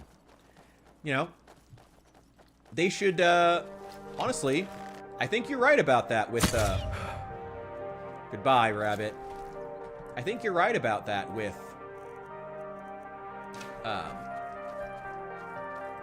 Mountain Blade, and Bannerlord. What other big historical games are there? There's a lot of them now. There's a lot of them. Like old, like, honestly, I'm surprised there hasn't been, like, is it snowing? Oh shit, we're going to a cold climate. I'm surprised that in the wake of what happened with Total War, there hasn't been more of, like, a renaissance of 90s, like, historical games being remade with fantasy elements, because you'd think that, like, the formula would be right there. The Total War formula has now been here for 10 years, and it's not perfect. Even they're still working out the kinks, but, like, you'd think that, like, more historical franchises, like Mountain Blade, would be, like, embracing it. I think that's a guy. That's not a guy. That was a lantern on a cat, on a... Wait. Talk at the viewpoints. Maybe I'll check this out first. Do I play D&D? I haven't in years, but I have previously. I've gotten pretty invested in some campaigns. I've also played a little bit of Warhammer fantasy roleplay, which was also very, very fun. So I've had my fair share of tabletop gaming. This place was once a trading post, in case you're wondering, but it's been deserted. The Isolation? What's that? Yeah, that's what we call the decree that was made. A decree made 30 years ago. The Order decided to reduce their trade with other countries of the civilized world to a minimum. Not very economical choice. Well, yeah, what is this, Russia? Doesn't look like Russia. Order was probably afraid of something similar happening. Open. Ooh, gotta quell that rebellious thinking. Ah, this is Russia. Trading in Enderall has been subject to very strict. Anyway. Yeah. Oh man, shame about the trading post. Yeah, I mean, I like playing D&D, but D&D has never been able to get over its couple of major problems. The number one being how incredibly variable it is, depending on whether or not you have a good crew. Which, I mean, is going to be true of most tabletop games. But, like, D&D seems to think that they can fix the problem by simply having more stuff, more lore, cram in more things to do. But it's like they need to focus on trying to find more ways to kind of standardize the D&D experience to be more consistent. I think that would actually be a better way to improve D&D. Now, I don't know exactly how to do that. I think that should be less left to people who know more about D&D than I do. But that's, like, always been D&D's biggest issue. Is, like, they need, like, standardizing the experience. Yeah, I know it's out of charge. It's fine. Ah! Damn you and your poison, you stupid spider! Get out of here! Thank you. Give me the totem.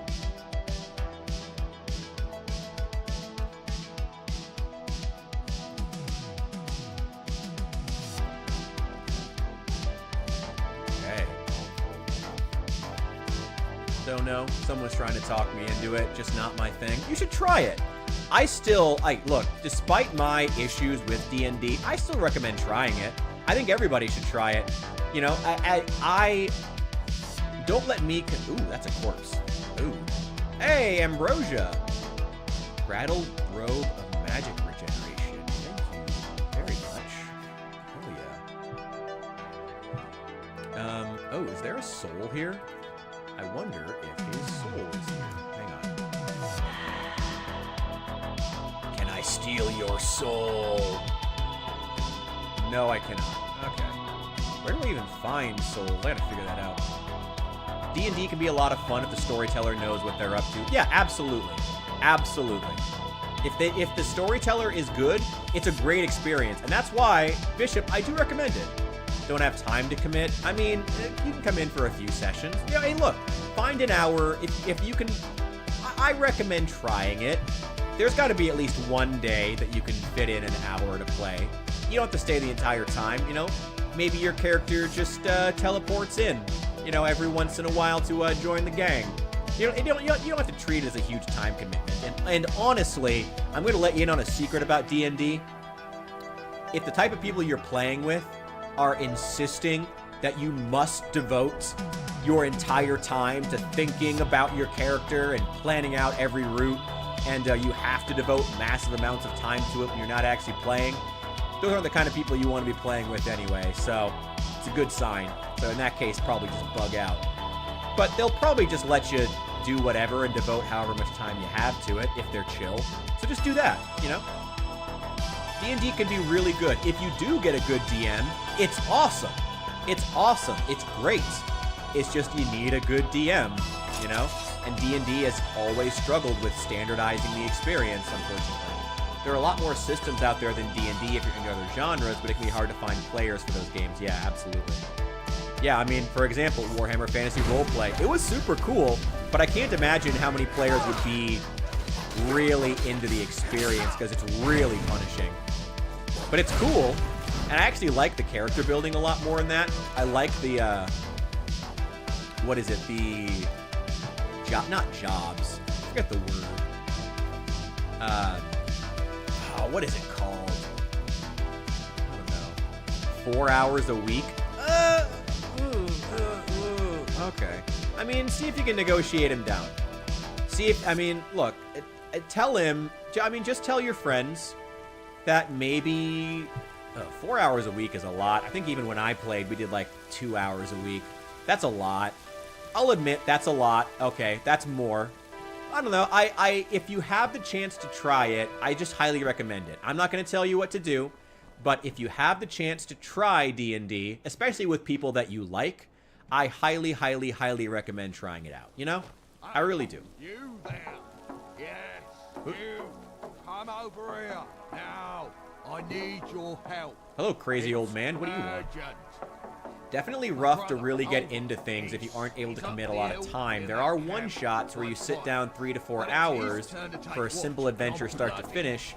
Can be fun for an introduction without having to dedicate a lot of time or commit to tabletop long-term.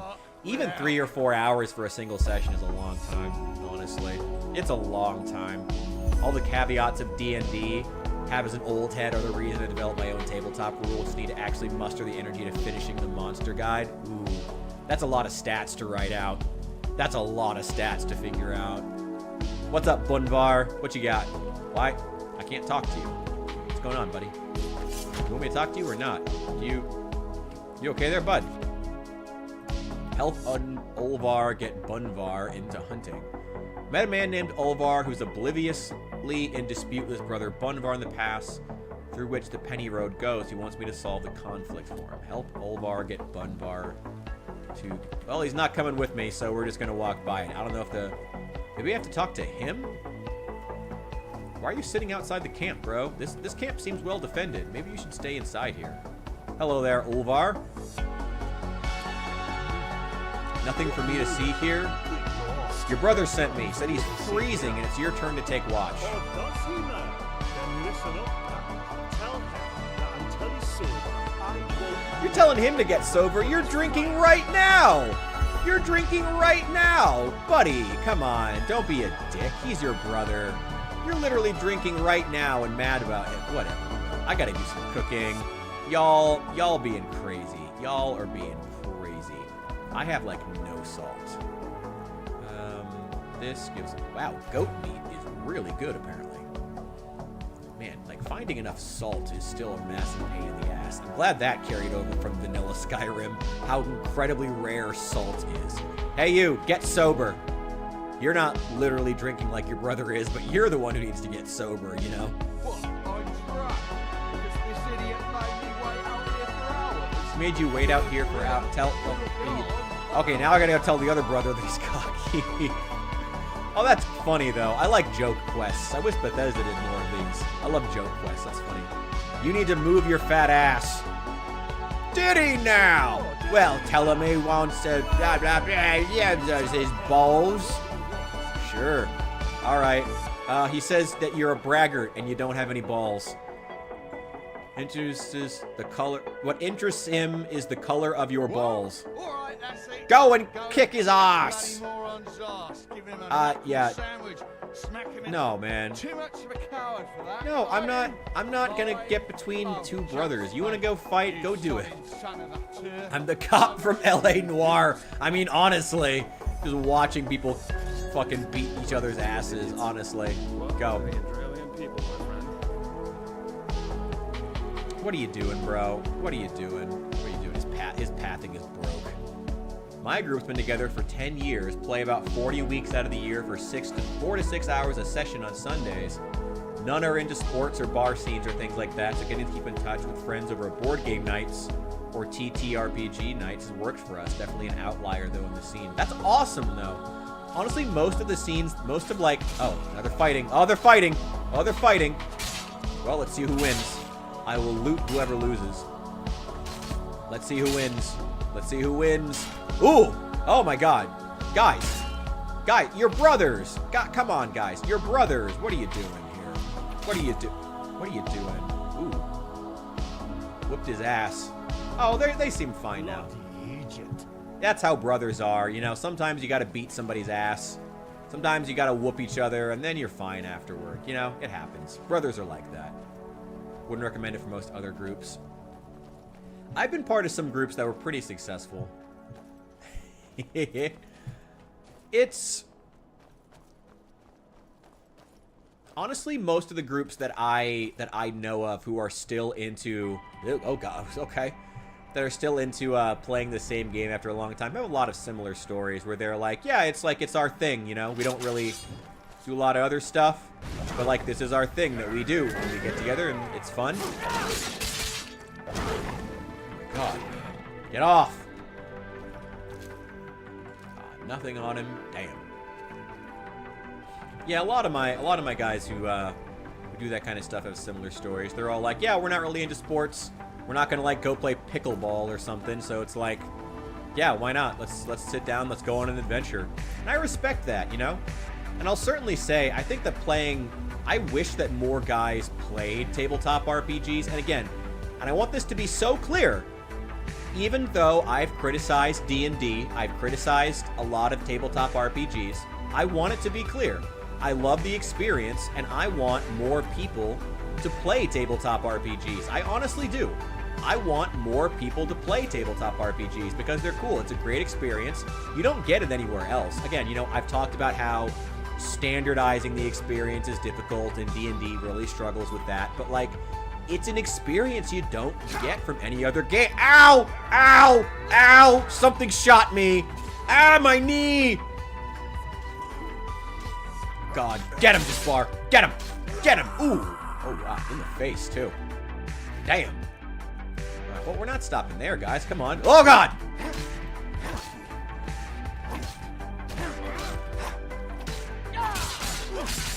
Oh, my God, there's so many of them.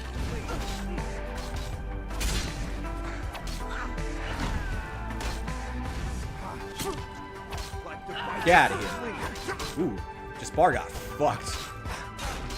Oh boy, oh boy, oh boy. Okay, hang on, hang on. We need to take some health potion. You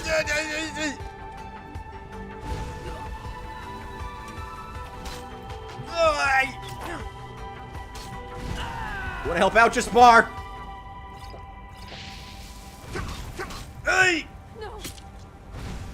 Get out of here.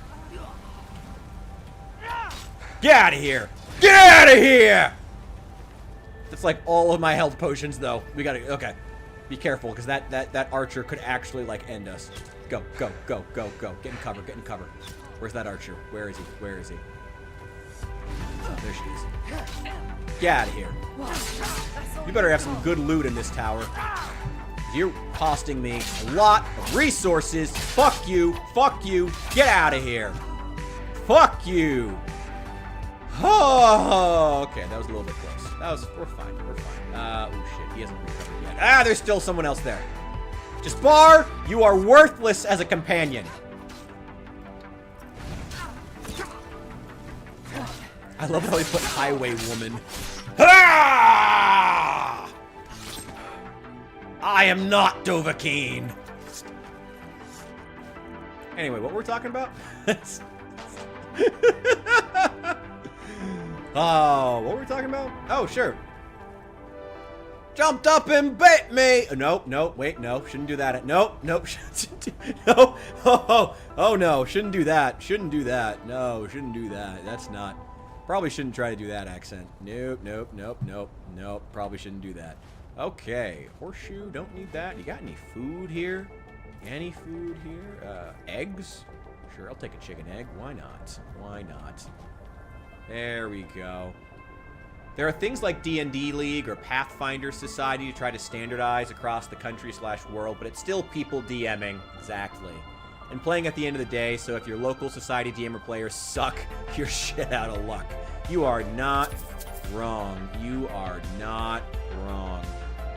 And honestly, much like a lot of multiplayer games, even online, you always have the problem that there's always the one asshole who specifically, like, wants to go play with people who don't understand the game or aren't as good as them so they can flex on what a fucking pro they are, which is always really annoying, you know? That's kind of it's a running joke at this point, you know? Every D&D group has that one guy who wants everyone to know how good at the game he is, you know? That guy who just helps to ruin the experience for everybody else, you know? You know how it goes. Always a shame. Vin, geographical overview. I will take that and read it later. I will probably read a lot of these. I see I can't pick up these pumpkins. See, mod stuff. Mod stuff. Can smell him by description alone. Yep. Smells like Cheetos and Mountain Dew. And B.O. What does the average Redditor smell like? What is it? I mean, how would you guys describe it other than that? I don't need to carry that. I do need the bloody skull, though. I don't need both of these shovels. Hell yeah. Okay. I probably should start doing some alchemy at some point. Whatever. I don't know. I mean, what do you guys think, though? I mean, what sorts of things has D&D done to try to standardize the experience? You're explore, aren't you? Take your time. I'll wait. I can use a break. I'm just checking out this one tower. We'll be back on the road soon. Ooh, well, the snow's gone. That's good.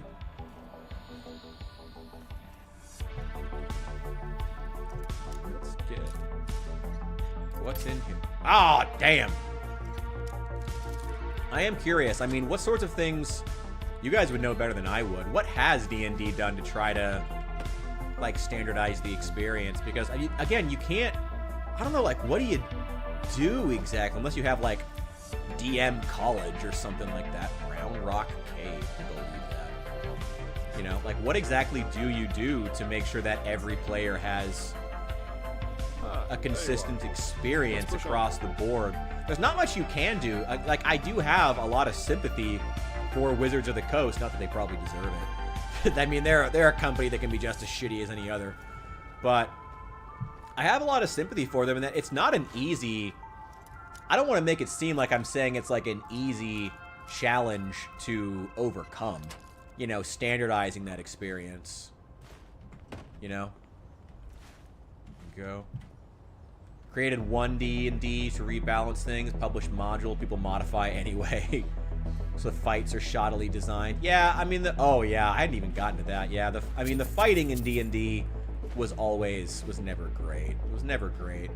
I mean, especially when you're in like a large group, and you know, I mean, I complained about this in Baldur's Gate 3. It's like you're waiting you spend more time waiting than actually making choices.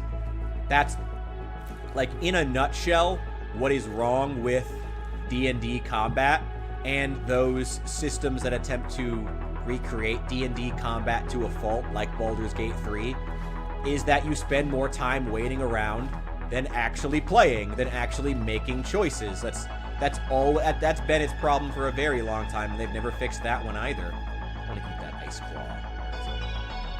Where are you? There we go. Yeah, I mean, you spend like a massive amount of time sitting around, waiting for everyone else to take their turn. You get around to your turn again. I slash my sword. You miss. And then you wait for everybody else to go around again. That's always been that's always been one of the worst things about playing D&D, is like, oh, well, now that was my whole turn. Now I get to wait again. And again, I've heard, every time that I bring up that issue, I always hear people say, like, oh, well, I've heard some people say that that's just 5e. I've heard some people say that there's that, like, Pathfinder has better combat than that. I've heard some people say that it's just D&D in general and other combat systems are better. But I don't know. I don't know how you get past that, because, like, you can't have the DM taking, like, everyone's orders at the same time. There's only so much you can do with that, you know? Like, I guess the biggest thing, in my opinion, the only real way that you figure it out is to, this poor rabbit. I need the food. Is it giving me rabbit's feet? What do I do with those? Do they count as food? Are they consumables? Rabbit's foot, yeah. Oh, wow, that's weird. Yeah, I mean, in my opinion, the only real way that you actually solve that problem is just by making the combat faster, so you get around to more players and they do more things, you know? That's the only real way to do it.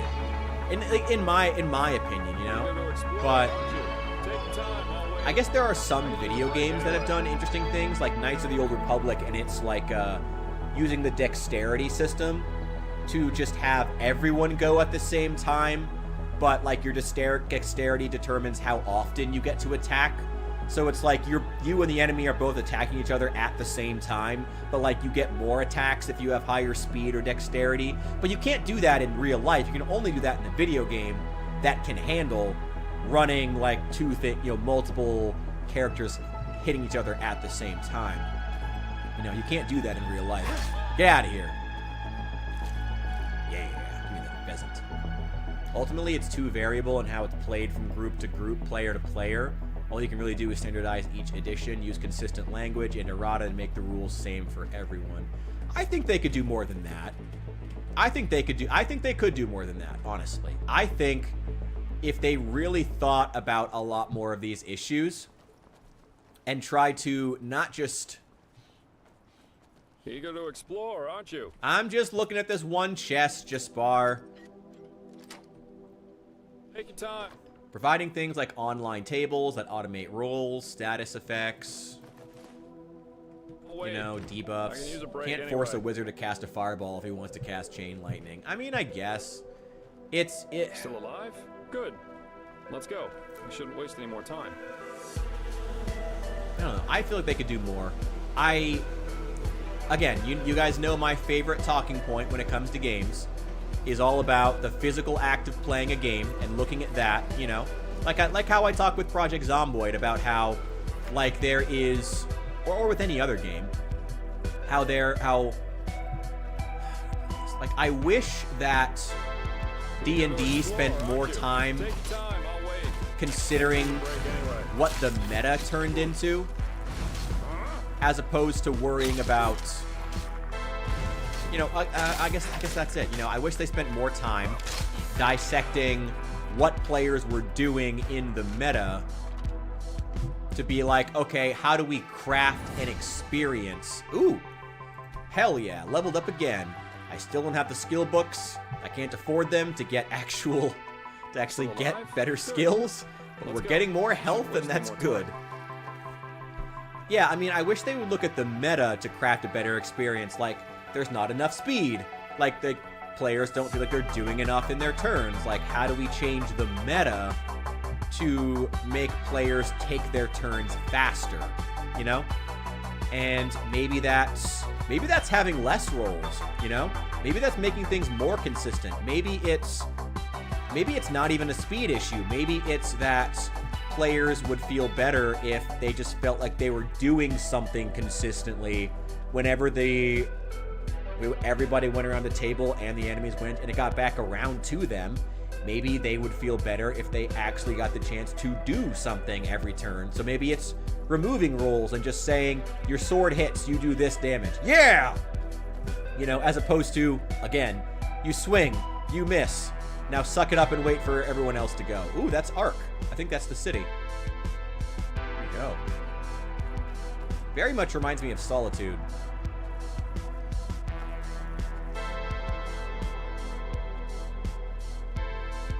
Yeah, you know, you can examine the meta like that and how things... Oh, we're in a settlement now. Probably shouldn't go around killing livestock. They get mad at me. There he goes. All right, we are now in the city of Ark, I think.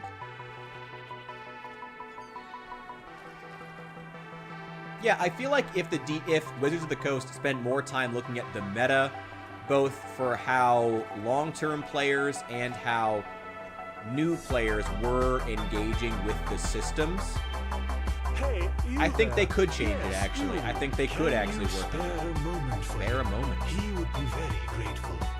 What do you need? Your help. Tell him. I think I have good eyes. Good. Very good. You need Let him eggs. Cut to the chase. Do you You see need those brown hammerbirds circling over the brown top? hammerbird eggs. He wants to raise such Okay. little birds for a... You're talking about corn. Well, that is the part where your good eyes Follow come the into movements of play. the birds All you flying need to above do is the follow sea movements here and and in its vicinity. Eventually they return to their nests. That's where you can find the That's eggs. where Okay, you can cool. find the eggs. I will bring you Just some come eggs. There's a back lot once of you pigs. found a good handful or more. He will Wanted, wait for your the return. brigand Croco. Okay. Bring him 5 hammerbird eggs. Ooh, wow. Okay, edgy. Yeah, I think if they spent more time looking at the meta and seeing where the pitfalls were, then I think they actually could do more than you might think. I really do. My sir? But it's dependent on them being willing to, like, look at... Oh, my God. There's a cannon? There's gunpowder in this? That's awesome. I don't know what the fuck that's aimed at. I guess maybe put some grape shot in it. You know, that could work for defending from, like, a sea invasion. That could work. Whatever. All right. Let's go, Jaspar. Welcome to Ark. I remember really liking this city when I finally got to it. I love the design. Ark, West Gate discovered. Oh no. I never existed so Probably some things they could do to streamline the game or give players more to do when it isn't their turn, but at some point just isn't worth the investment. I disagree. D&D controls the vast majority of the market. There may not be a reason to change it and risk losing their audience. Okay, I think... Okay, I'm going to agree with you in part and disagree with you in part. I think... I understand what you mean as far as them not having the incentive to do better because they have such a monopoly of the tabletop RPG space. But that's not an issue of they shouldn't innovate. It's an issue of them not having the incentive to innovate, which I think is different. They still should. They should still look at the meta, in my opinion, and they should still try to find new things they could do. But I get what you're saying, that, like, there's not much of an incentive. I don't think it would alienate the player. Any player who's going to be alienated by, well, not any. I mean, they can keep a different system, though. I mean, I feel like those types of players who've been playing for 20 years are probably are the type of people who already have enough books and enough lore that they can play any version of the game they want. Those are the people who own so many D&D books and tomes. They could just play whatever they wanted, whatever version, you know? So, you know, I don't know. And to be clear, I don't really know what the main gaps. And yeah, okay, let me ask just Bar, what do you got? Let me just click through this. He did, yeah. The Lightborn is yeah, the Holy Order, it's Charisma, the Lightborn, yeah, that's crazy. And then the Red Madness, that's the Red Madness, that's wild. If you're looking, yep, it's some kind of a plague. It's magical in origin, probably. The Undercity. That's cool. We're gonna go there. I'll find my way around. I'll see you later, just Bar. Okay, let's do some exploring. Within Ark, you may also use the signpost to travel back and forth between different districts. To do so, just walk in front of a signpost and interact. Oh, that's awesome. Hell yeah. Okay. Agree they should look at the meta, but too much meta change in the system doesn't have to be too much. Requires a whole new edition. It doesn't require a whole new edition. It's just that if they can sell you a whole new edition, they will. Okay, yeah, okay. Again, I feel like I don't think the incentive structures are different than you think. You know, like, I don't think that they make whole new editions because they need to. I think they do it because it's profitable, you know, and that's true of a lot of tabletop games. That's true of Warhammer, both Warhammer Fantasy Roleplay and Warhammer Tabletop Miniatures. That's true of all tabletop role-playing games and war games. All of them. They announce new editions not because it's like a new edition is required for significant change. It's because, like, new editions come out with no significant change all the time. Like, they do it because they want to sell you a new edition. Like, let's not mince words here, you know? Ooh. Get it. Do that training. There was something to discover. Ark, Military Barrack, West Gate. I mean, they could... There's gotta be a balance where they're not gonna alienate the old players, but still fix the main issues that are causing new players to want to jump in. D&D is still in a really good place for right now, though. Don't get me wrong. D&D is still in a very good position. They still have, like, total control over the market, basically. Like, they still have largely a monopoly on the tabletop wargaming space. I'm not disagreeing with you on that at all.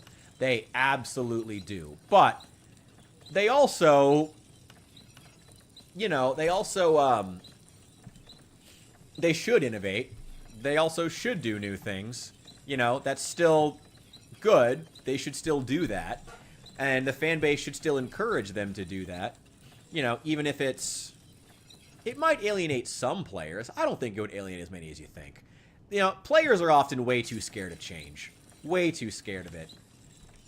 Especially when it's changes that they, in theory, think, oh, it's going to be for the filthy fucking casuals. Like, come on. Oh, wait, I have meditation points to use.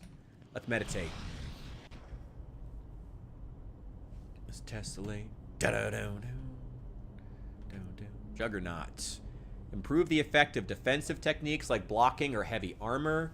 Heavy armor is 15% more effective. Yes, please. Please. I got 2 more memory points remaining. Hell yeah. Arcane Smith. You can improve enchanted weapons and armor. Please. I'm wearing a couple pieces of enchanted armor.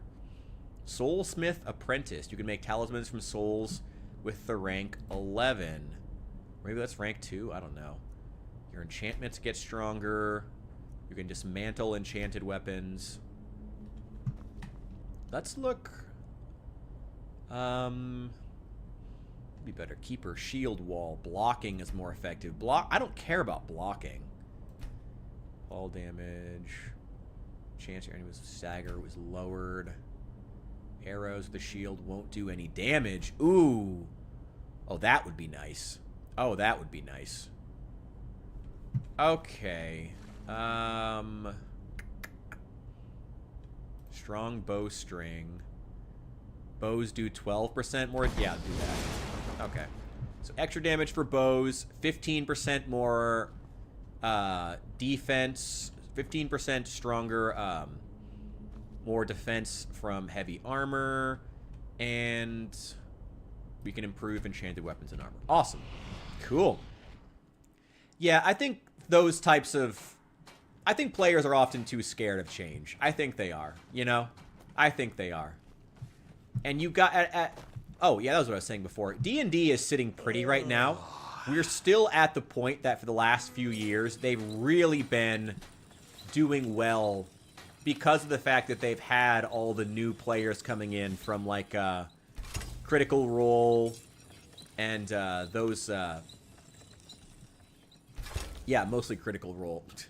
Like, the new crowd of D&D players has been helping to keep them Lovely profitable. day, isn't it? But I think we're toward the end of that now. Like, I don't know, like, again, They are, but only members of the members order. Sorry. Oh, well, fuck you, bro. I'm sure the Alright, I'm gonna smith try said- smithing then. Marketplace are willing to I sell can you only something, smith Probably think she's jewelry. much Oh, more. okay, interesting. There's a workbench.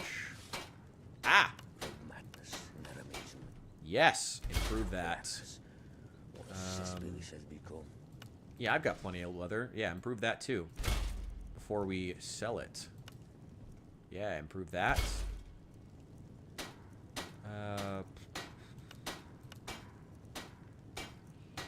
God, that's so much better. It's ridiculous. What do I need to improve my helmet? 5 swords in a single day. Requires Who more they iron. think I am? Okay. The god of the forge. Do I have a weapon I can give to our friend? Yes, the war axe. That's awesome. Can you Memphis sell me stuff? blessings. No, you cannot. I want to use your tanning rack. You have anything? Yeah. Lots of goat skin. Okay, there we go. Oh, I think the music ran out. Hang on. One moment. One moment. One moment. Where we going? Ooh, I don't want to play anything that might be... By the way, guys, please feel free to send me playlists that are royalty free. Please, by the way, feel free to DM me on Discord or leave them in the comments under a VOD or whatever your preferred method is, or leave it up on the or leave it just in the public Discord. Please feel free to do that. I would love to hear suggestions, by the way. Like always, down to get suggestions. Let's keep up. Oh, I think that was the same. I think I just put on the same synthwave playlist. Yeah, maybe not the same one. Yeah. Let's keep going with the synthwave. Hell yeah. All right. Nice quick save. Yeah, there we go. Anyway, let's head back to the market and try to sell some stuff. Anyway, yeah, I think D&D is really going to have to start thinking about bringing in new players again and how exactly they're going to do that. Because it seems like for the last few years, they've been pretty content with, and I am not insulting any particular group or demographic. I am trying to speak as factually as possible. You may feel free to agree or disagree. And honestly, like, feel free to disagree. But for the last few years, it has kind of felt like D&D is largely trying to... Does this music feel a little bit loud?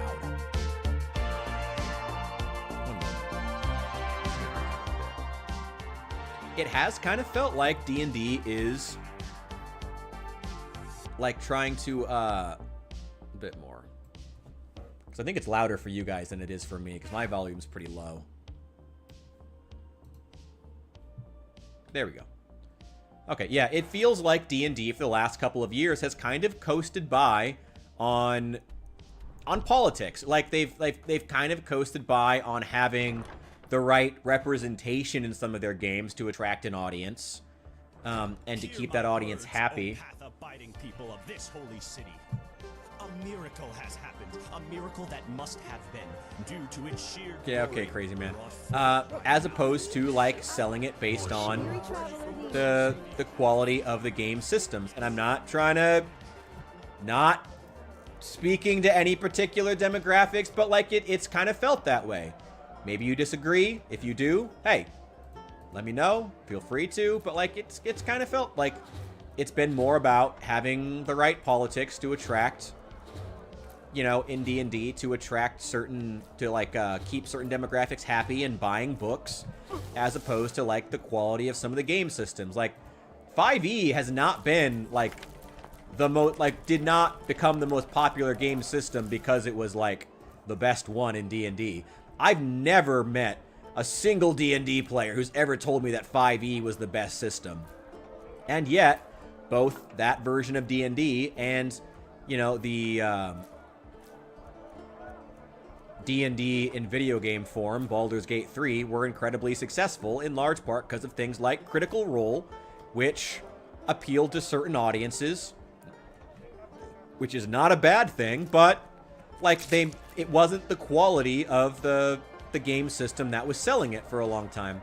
They may have to like really start to evaluate that. For the last couple of years, I've heard pretty much every like hardcore D&D player I know, Wolfblood and Kimiko.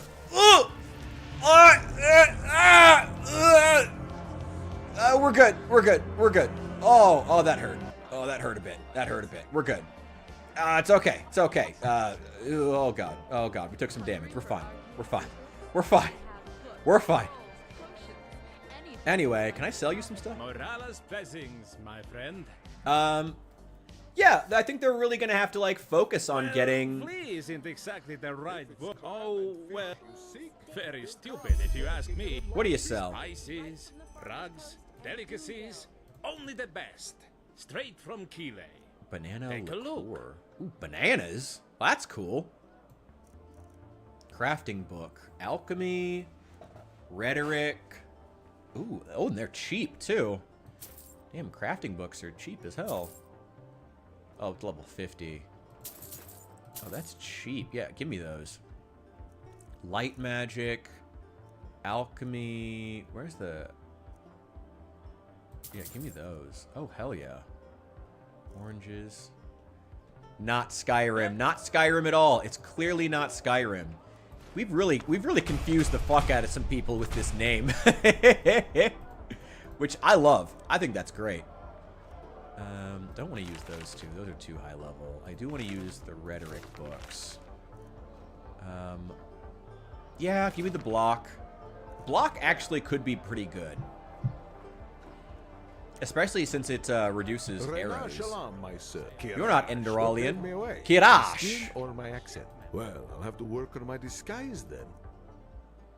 I collected 10 knowledge points. As your reward, you can receive permanent bonus of your skills, a bonus which can get stronger when you gather more knowledge.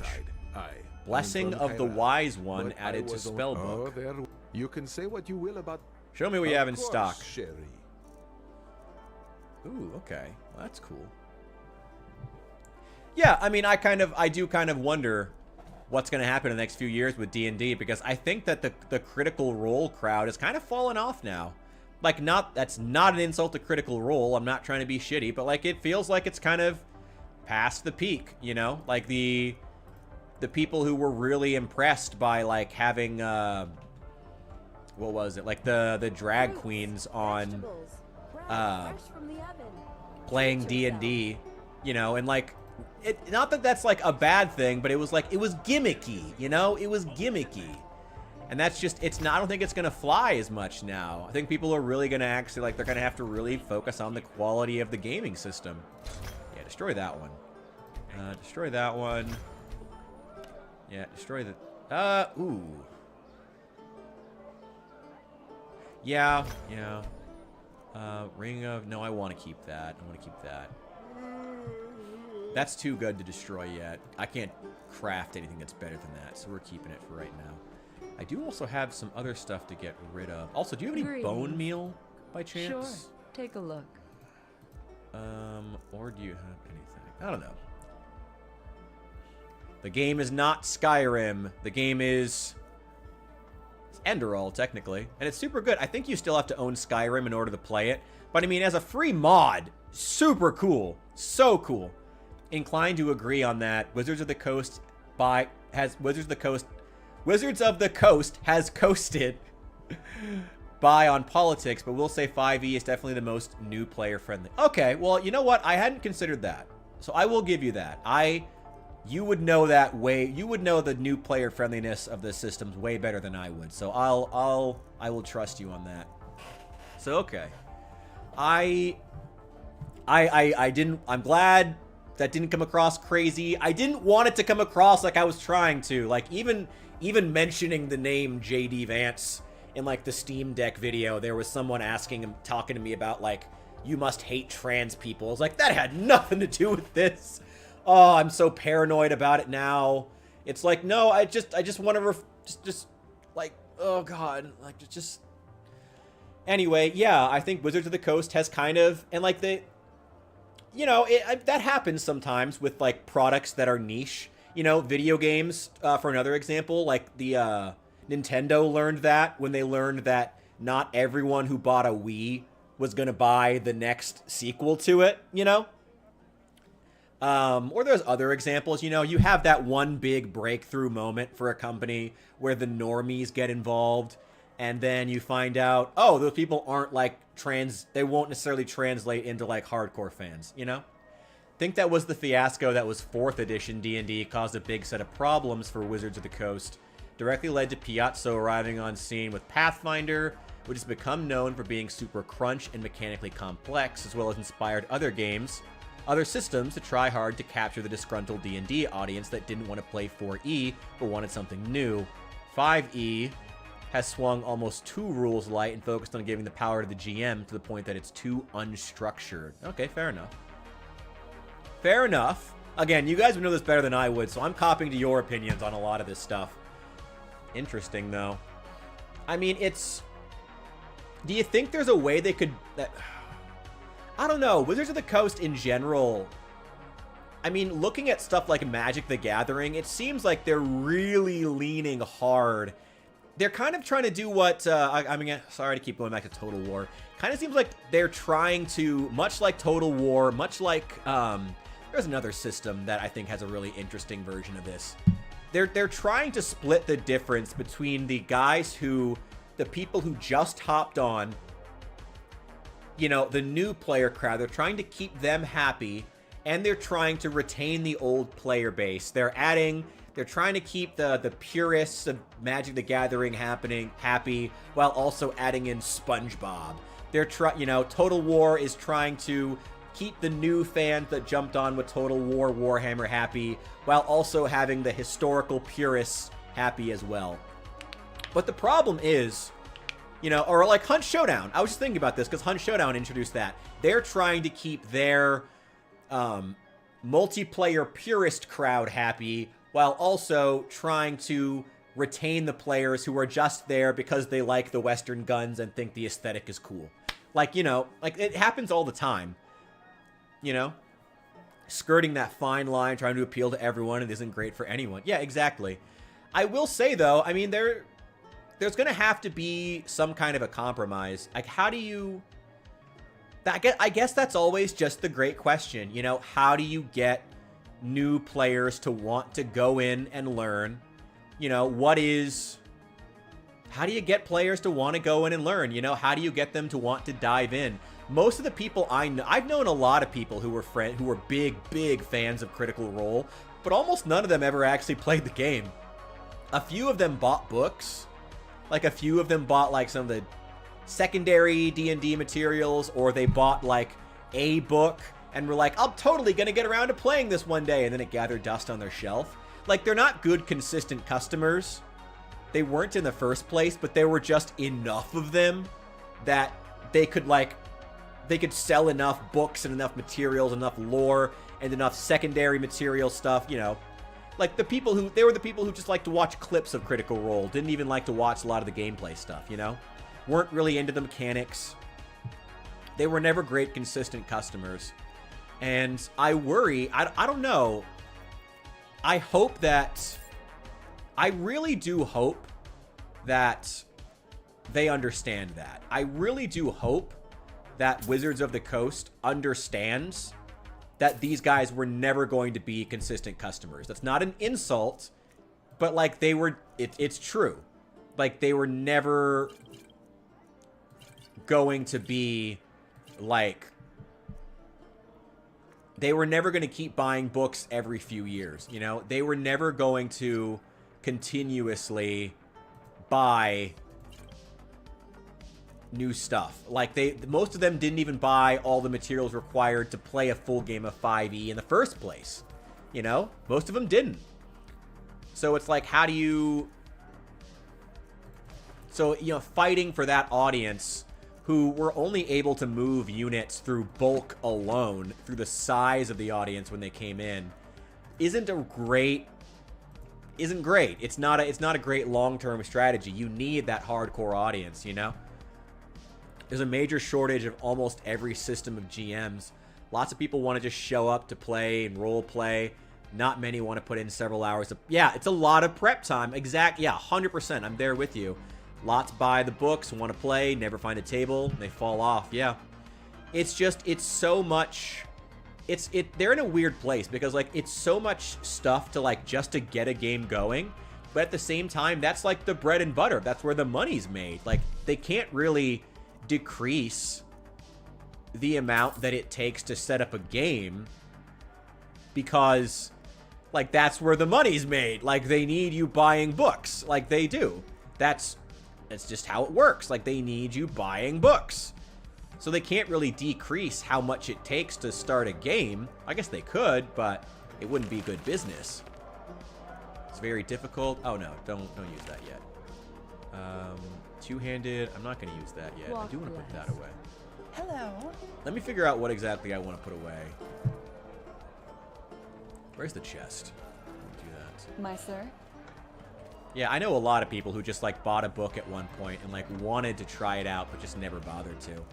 And I don't blame them. Like, I'm glad that they...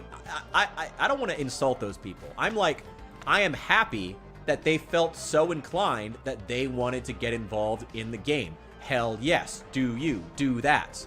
Get involved. Go play the game. You know, I'm glad they felt that drive. That's awesome. But it does suck that, like, a lot of them didn't end up sticking with it. It sucks that a lot of them didn't. It sucks. I guess the question is, how do you get them to? I guess that's the question then, isn't it? Like, how do you turn those people who bought a book years ago into customers who buy a lot more stuff? How do you do that? Maybe that's the question we need to circle back around to. Like, how do they turn those players, non-players, who bought a book but never had the chance to, can't get a table? What do you provide to them? Is it more options to play digitally? Is it, you know, I guess Baldur's Gate 3 kind of has that covered, you know, but you could have more systems. Maybe like this is kind of an off-the-wall one, but hey, I'll throw it out there. Maybe like an AI-powered system that can create new games every time, you know, or like using AI as individual players, you know, you can play with online when you can't find actual players or something like that, you know, maybe some kind of a system like that. But then how do you sell books though? Like, can you sell books to players who are playing with an AI player online? You know, I don't know.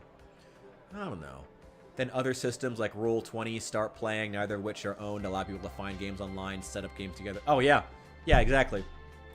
Yeah, there's all kinds of new things that are doing that. And it's especially important now that people don't even leave their homes anymore. Which is really sad for a variety of reasons. That's sad for reasons even other than D&D, that people just don't even, like, leave their house anymore. That's just sad for many a reason. But you are right. I don't know, how do you do that? How do you get people out there and playing? I don't know. It's a hard question. I'm sitting here talking as if I have all the answers, but I don't. Like, it's a genuinely difficult question. How do you get people out there and playing the game? How do you get people doing it? Damn, I still have 11 learning points and 13 crafting points. Oh my god. Okay. Jesus. Oh, all right. Oh, and some smaller companies have been trying to design ChatGPT style GM let players prompt. Yeah, I can see that. That makes sense. Super small, though. Technology is still developing. Maybe it will pan out at some point. I mean, the idea of, like, randomly generated D&D, like, randomly generated text-based adventures. That's been around for a long time. Long before AI. Long before ChatGPT, that's been a thing, right? I'm pretty sure. Honest answer is to make it easier to get into, but that would alienate the hardcore devotees. Yeah. Ooh. Get down, girl. Get yours. Yeah, it's like, how do you... I think in a certain sense, if I'm entirely honest, I think that there needs to be a certain point at which they say, that the old school players need to get over themselves to some extent.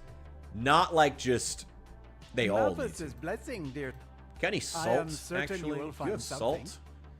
Literally give me all of the salt. Damn it, I can't afford all your salt. Give me a lot of salt. There. I'll take a lot of salt. May his light guide you. Come back if you find. Like World War II? Oh, God. Do they have AI in World War II? Would have made it a lot more... Oh, AI is actually having a lot... If you guys want to talk about modern warfare, by the way, AI is causing a lot of stirs right now in the drone world. But different subject. There's the bank. Oh, I gotta sell a bunch of them. I gotta sell all this weapons and armor, too. Will you buy weapons and armor? Mostly pastries and sweets. No, you won't. That's fine. You're not buying weapons. Who buys weapons and armor? Watchtower. What about you? Leather goods? Maybe you would. Morning Rider. Oh, God. Oh, that reminds me. I never bothered to finish that new Mass Effect game.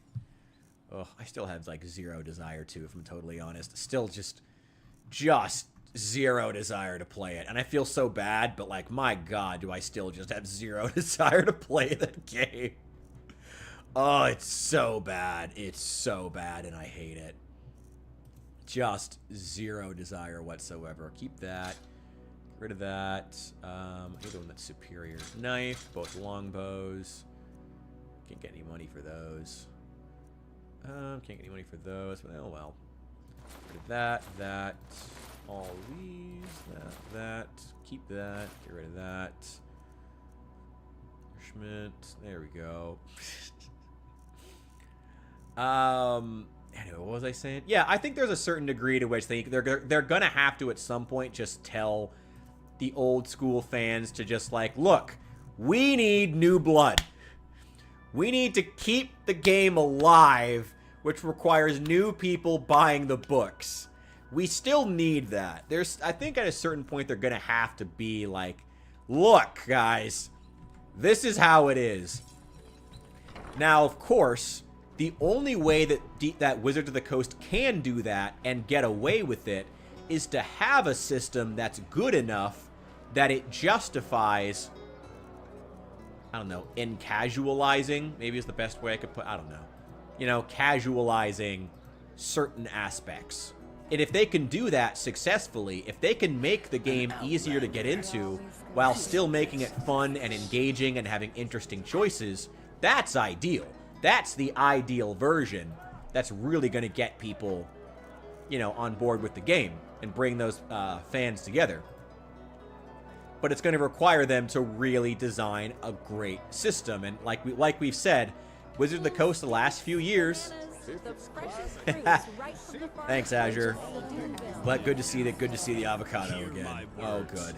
Do not be afraid. Only the weak of Pathos. Boys. Oh shoot, where am I going? Oh, we're heading over here. Oh, the Myrad Tower. Yeah, and like we were saying before, the last couple of years, Wizards of the Coast has kind of coasted by and not really spent a lot of time designing the types of systems that really intrigue the old players and have depth, while also like are accessible enough. You know, like you can make a game system that's accessible without being, you know, while still being complex once you get into it. Or maybe they just have like a tiered system, you know, maybe something like that. Yes. Maybe, oh my God. Maybe. Yes. Maybe a tiered system of rules, you know, something like that. You know, where like you, I don't know. Oh, it's hard to say.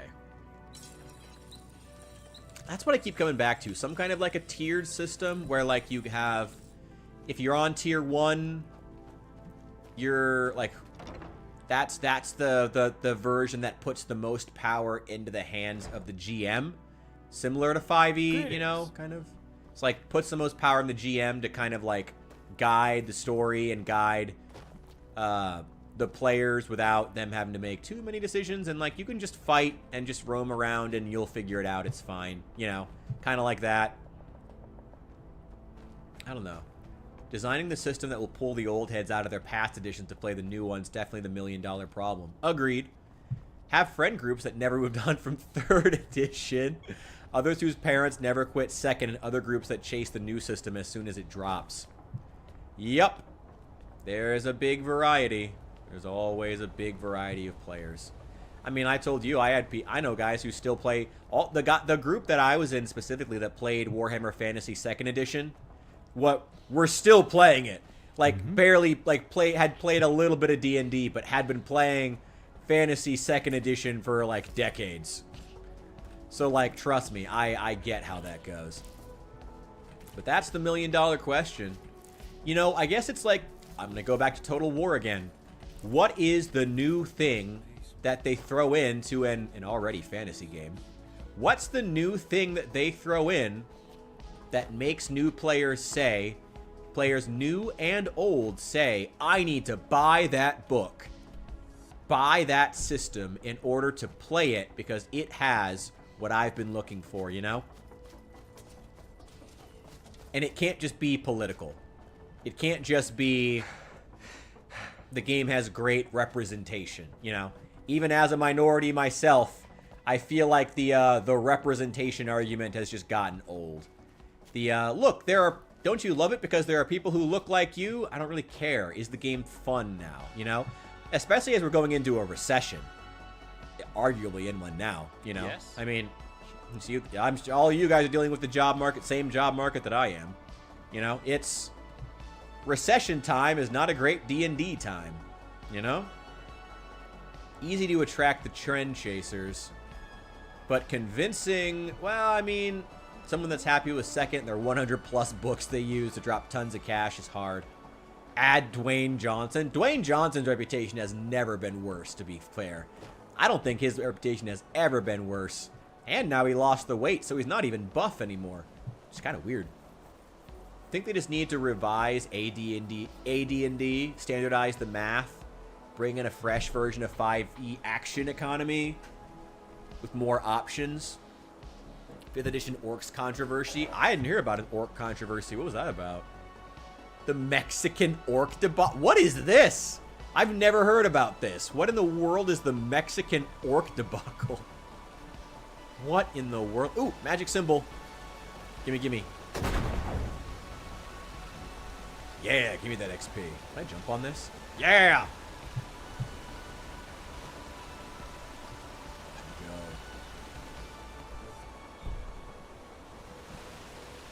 Oh, don't die. Don't die. Oh, thank God. Probably should have quick saved before I did that. Ah, whatever. YOLO. I mean, unless you can quick save. In which case, you only live many times.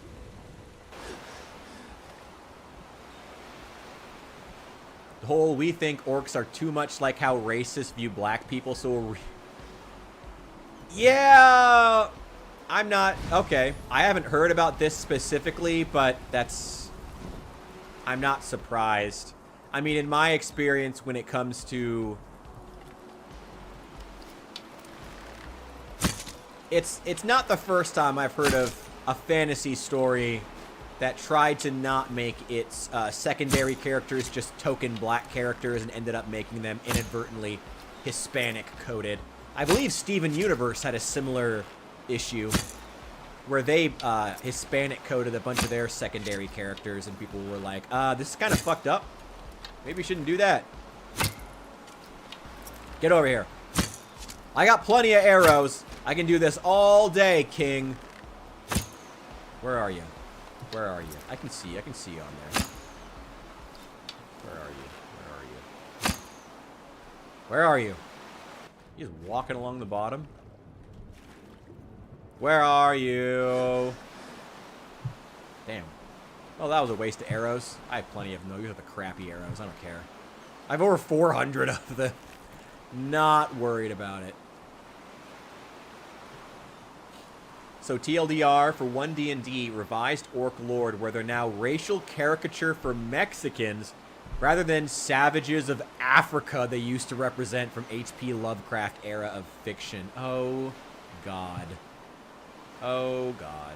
Well, Yeah, sounds about right.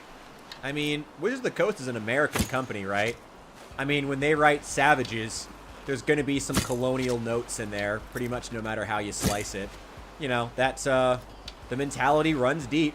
I'm not even trying to say that as one of those, like, white people are, like, the fucking devil, like, crazy things. It's just like, yeah, I mean, the mentality affects us more than we think often. Oh, I hate when that happens. Get him! Much better. The mentality affects us more than we think. That is really funny, though. Mexican orc debacle. Oh, Wizards of the Coast. Oh, American companies. I'm not going to say I'm surprised. That shit happens. Hello there. Oh, I thought that was just a massive horse. You okay? That's a weird way to ride a horse, but okay.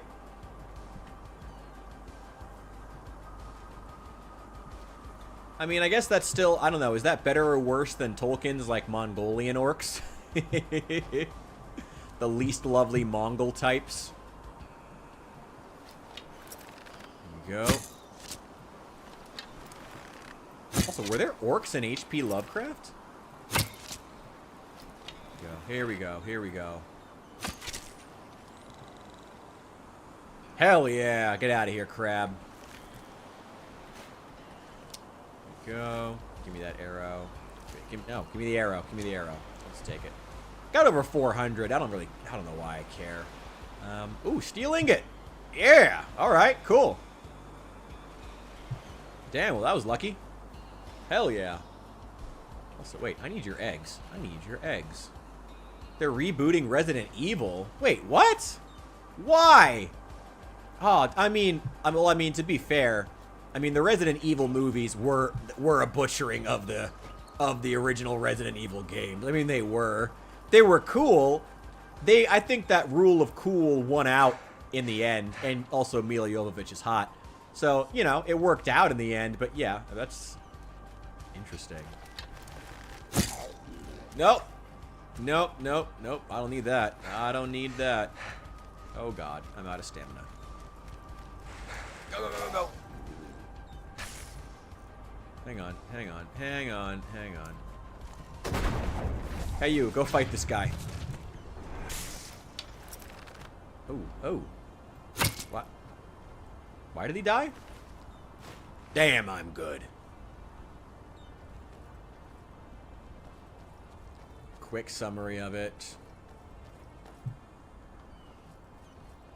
Interesting. I mean, like I said, that colonial mentality runs deep. And that's not meant to, like, but that's just a fact, you know? Our past, our history affects us more. Ow! Sorry, dude. Affects us more than we'd often like to admit. Such a shame. Orcs do not have feelings. Don't you know orcs are Mexicans? Oh, God. Oh, God. Did they make them all Catholic, too? I'm curious. Not in Lovecraft specifically, that era, orcs were godless savages of insert non-white nation. Wish they could have just given them a meaningful, unique identity and let human cultures just exist. Yeah. I mean, even the human culture is honestly through a lot of that era of, like, fantasy storytelling was usually just generic Anglo-European medieval. It was usually very, very boring. So no surprise they would choose insert non-white country here. It's kind of sad hallmark of that era, you know. Orcs are Mexicans. Oh, we're talking about this debacle in the D&D sphere where apparently the, oh god, the homeless, it's the homeless, they found me! Get him, get him. Get him, get him. Can you just stab him with a mace? Yeah, get out of here.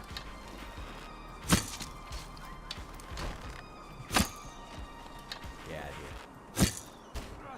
Okay, this is not working. I need my actual sword. You.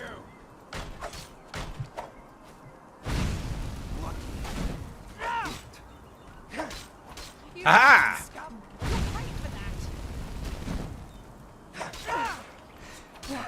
That's all you've got. Aha! Get out of here. One orc emotion, repressed Catholic rage. They're not Daredevil, come on. There we go. Oh, speaking of which, he's now in Marvel Rivals, which is cool. His design is so distinctly Chinese compared to so many of the others, but I guess that's to be expected at a certain point. Chain lightning line? Yeah, I'll take that. Thank you. Hello, goats. That's a tough goat.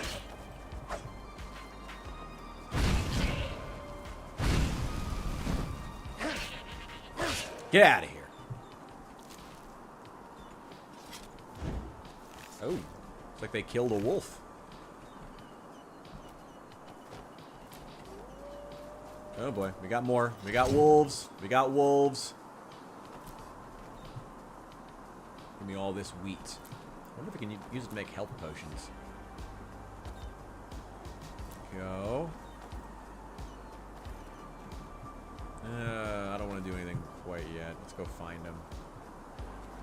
Hope you have to play blind for Daredevil, otherwise it's not lore accurate. God. That would be funny. I mean, I hope so. That'd be funny as hell. Ooh, Ice Claw. Hell yeah. Give me that. Get out of here, crab. Oh, something's attacking me.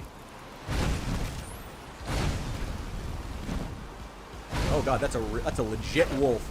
That is a legit wolf. And it is fucking me up. Get out of here. Ah! Ah! Oh god, these things are tough. Didn't even give anything in return. Fuck you, wolf. Ah. Anyway, sorry. Also, thank you for the follow. Much appreciated. What the hell were we doing? What the hell were we talking about? Crazy orc stuff. What's the coolest orc lore? What is the coolest orc lore? I've always personally been a fan of the Bethesda games, the Elder Scrolls orc lore, personally. I think the orcs in the super underrated orcs. Super underrated. Especially with the gender stuff that got added to them in the Elder Scrolls Skyrim back in 2012 when you could still do that. It's funny how that storyline would just never be allowed in 2025.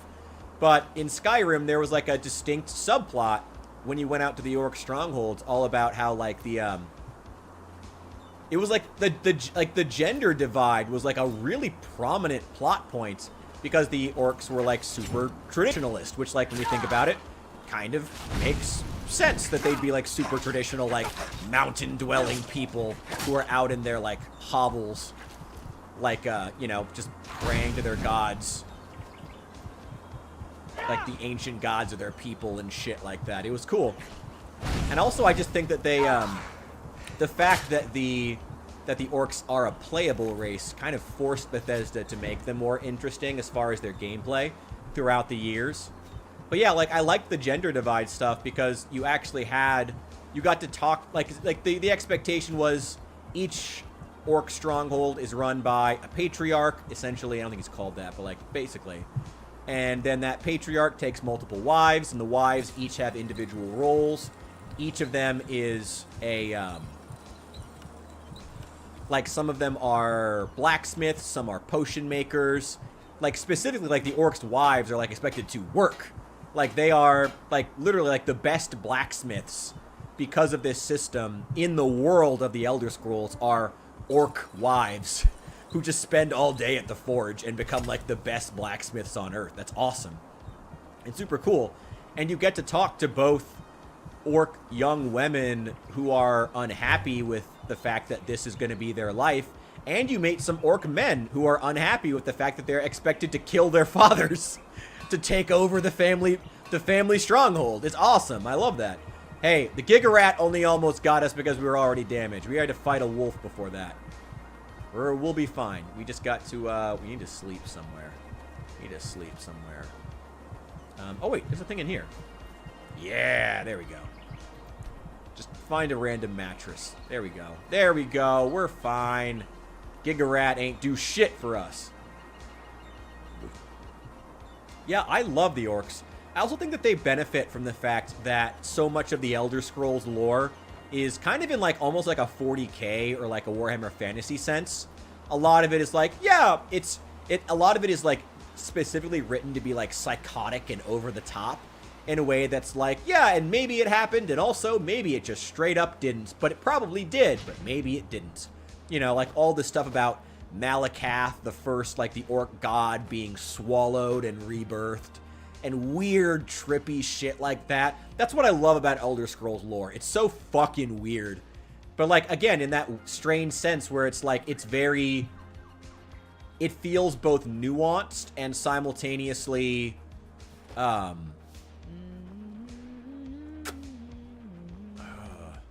don't know, it feels like... mythical. I think that's probably the best way I could put it. It feels nuanced. It feels like the story of a people. Like, the whole thing of being swallowed and reborn and being the outcast people is thematic for the orcs. It makes sense it would be their story, but also it's a genuinely cool story. Like, listen, yo, Al, hey, welcome in, welcome in. I'm glad you made it. I apologize, by the way. I didn't make it back this weekend to play L.A. Noire. We will play that at some point in the near future, so hope you can make it. Sorry I didn't come sooner. I've been, like, furiously making content on YouTube, and it's been super fun, but, like, now I'm going to be streaming the next couple of days, so now switching back, taking a break. Yeah, glad you're, hope you're doing okay, by the way. Hope everything's good. Hope everything's copacetic. We were talking about D&D earlier, and we were talking about our favorite orcs from across mythical universes. I said mine was the Elder Scrolls because their lore is trippy and weird, and I liked Skyrim's exploration of the orc gender roles, which is awesome both because it's well written and because I like the irony of the fact that you could never write that story in 2025. You could never write that story in 2025. And that was only 2012. No, 2011. When Skyrim came out, and you could never tell that story today. And that's just funny to me. That's just funny to me. What the fuck is Homath? He's a Red Pill content creator. He actually he's collaborated a couple of times with Just Pearly Things, if you know her. Yeah.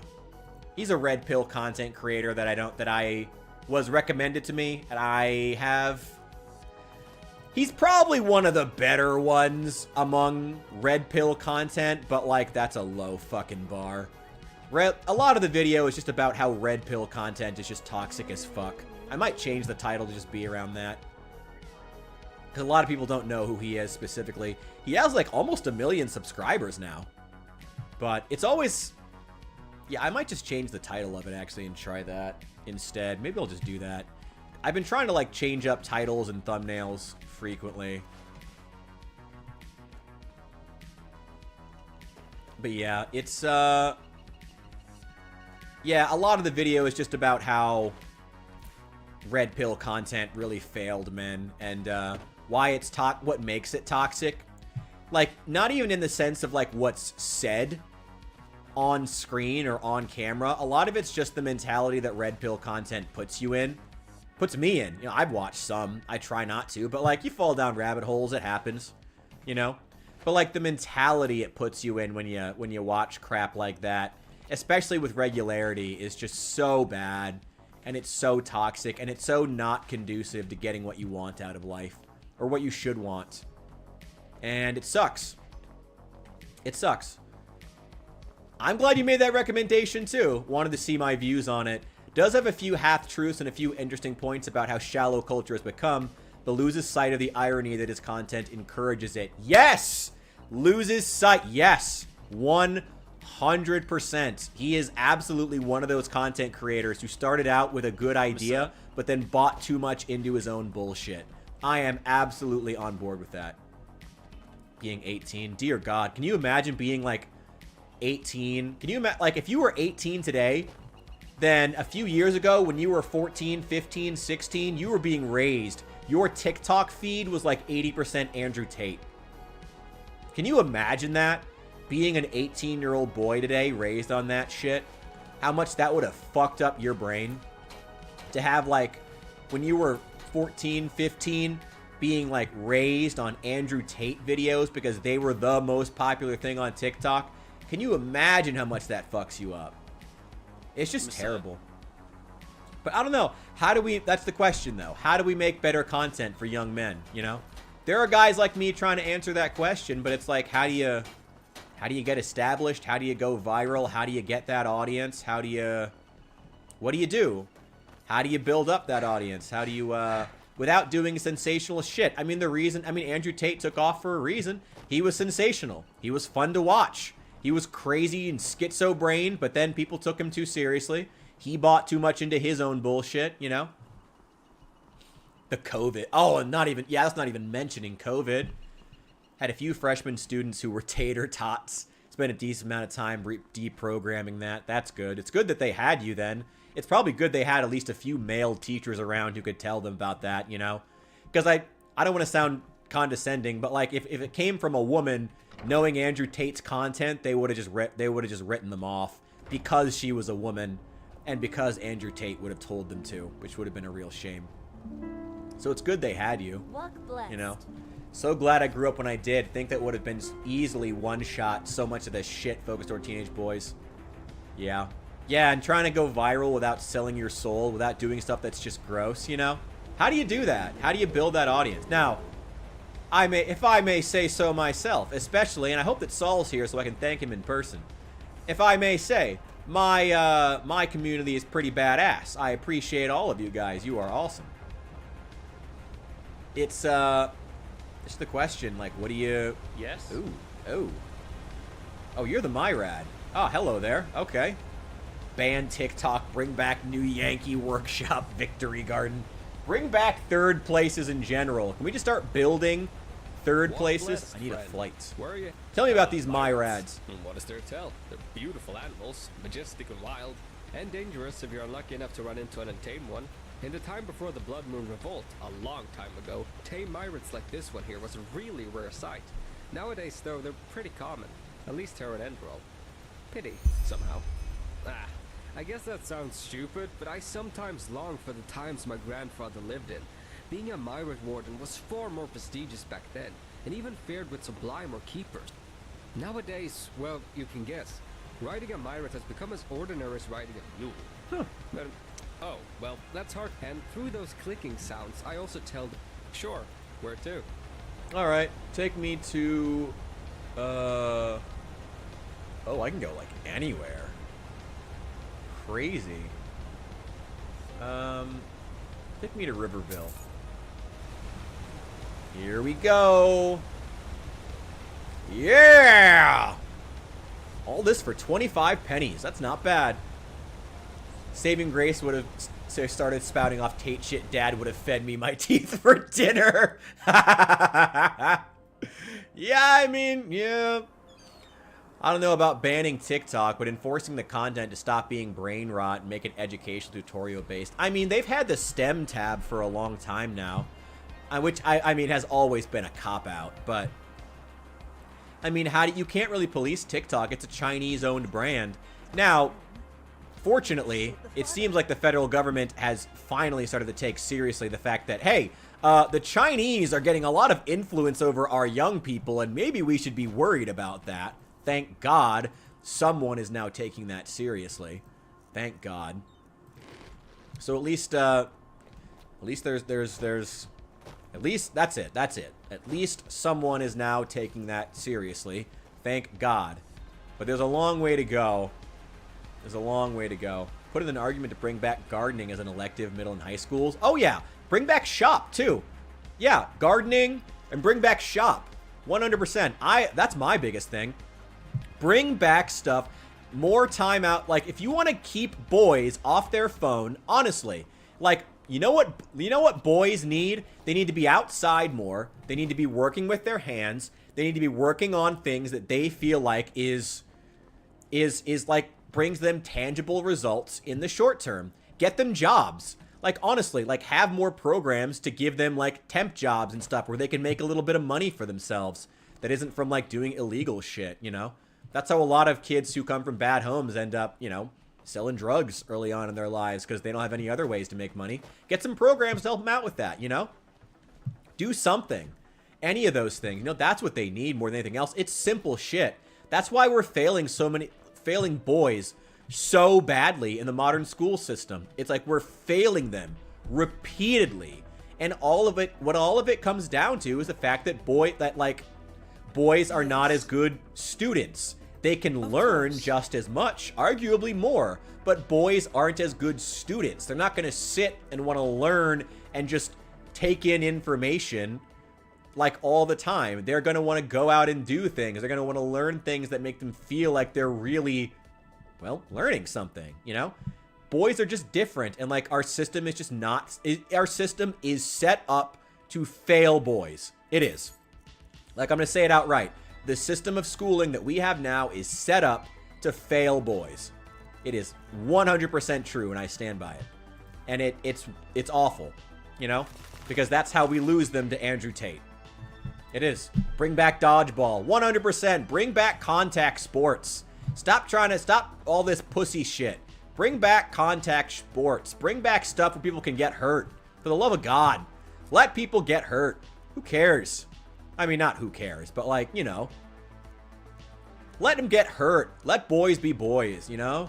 Certainly a push for certification lessons in the education system. I'm all for it. 100%, me too. Practical skills. Stuff that they can use, you know? That way they don't, you know, because a lot of boys, they get out into the system and they're like, you know, I mean, honestly, this is how I ended up working shitty minimum wage jobs as long as I did, and still do. It's like, I wish I had had something like that where I could have gotten into a program where I could have learned a trade, plumbing, something basic. Because honestly, like, I don't want to complain. I made my own choices. I'm living with them. But like, I wish I could have learned something like that because I wasn't a good student. Because I had too much shit going on in my life. I was never going to be a good student. I had other shit to do. It's like, it really sucks. It sucks the way we consistently fail young men. Consistently. From kindergarten all the way up through the college system. Where all of them are just set up to fail men. Get kids into shop certified by the time they get out of high school. That'd be awesome. I doubt it happens. I doubt it.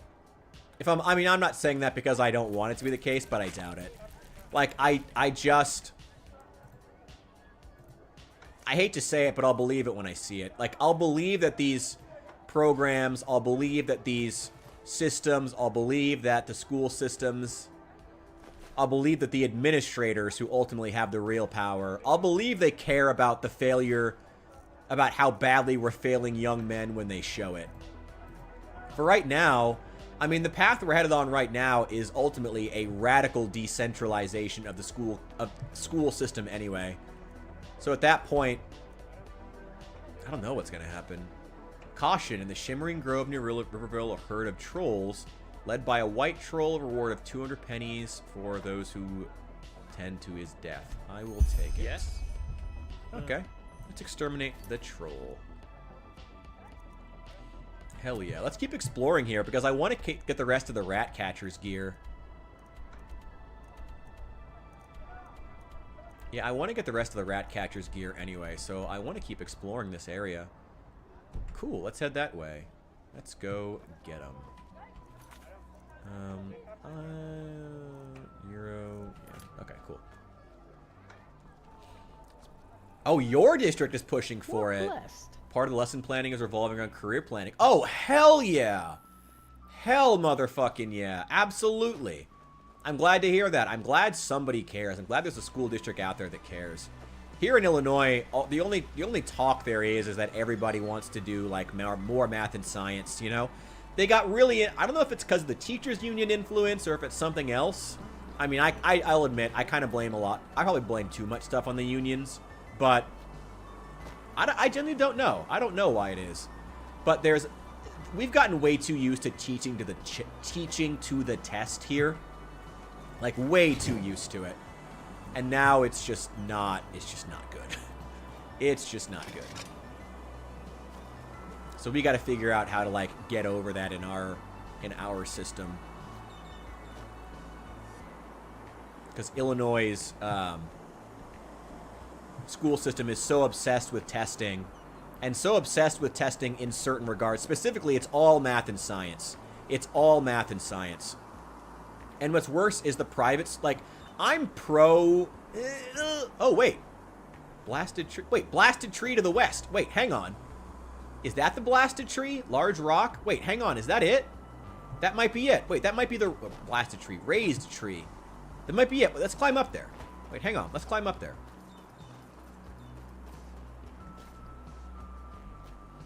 Standardized tests kill educational interests. They absolutely fucking do. UC's pushing UDL and 5e models for education. I don't know what that means, but I hope it helps.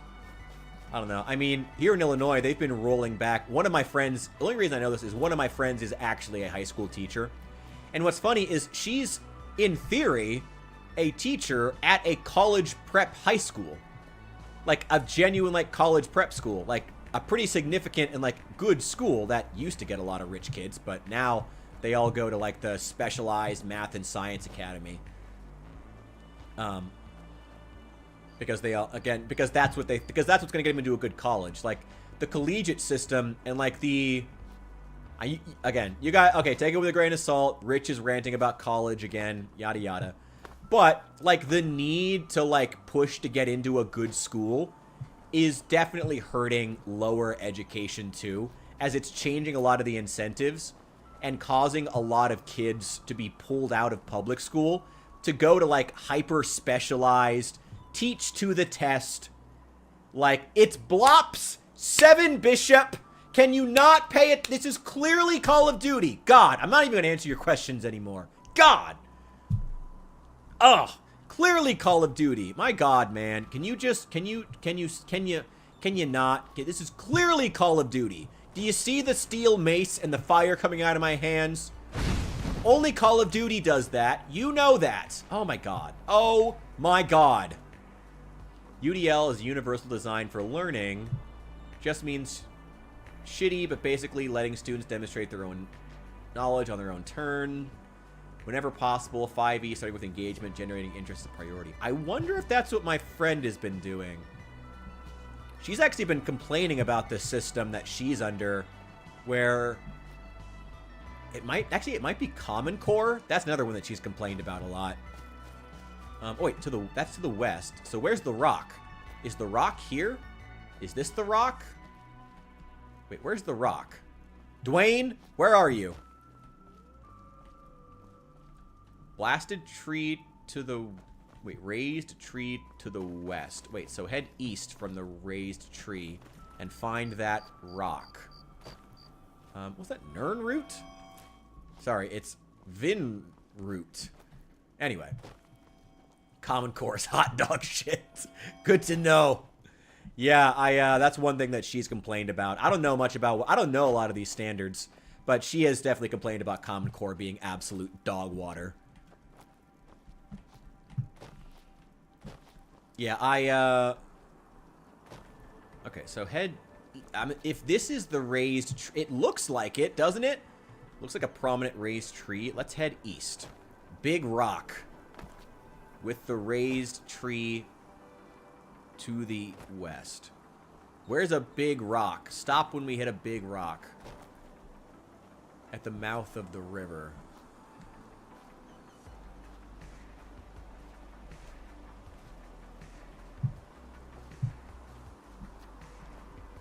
It's to the west. Big rock. Big rock. I don't know. Does that not look like a raised tree? Where is it? I may have to go look for a guide or something. I have no idea. And it's getting dark now. Oof. Anyway. Implementation is atrocious. I'm not surprised by that. It's not like the American education system has been good in years. I mean, it's been falling apart ever since the Bush years. American education has been garbage for years and years and years. It's an absolute shame. But, you know, what do we need to care about our kids' education for? We can ship in migrants to replace them. Whatever. They're not even going to be the next workers. It's alright. I mean, all our stuff is manufactured in China. What do we need innovation for? What do we need to invest in our children for? We're not even having kids. Let the daycares take care of it. Who needs to invest in children? Ever. What garbage. What is this? Are you drunk? Come on, you can do better.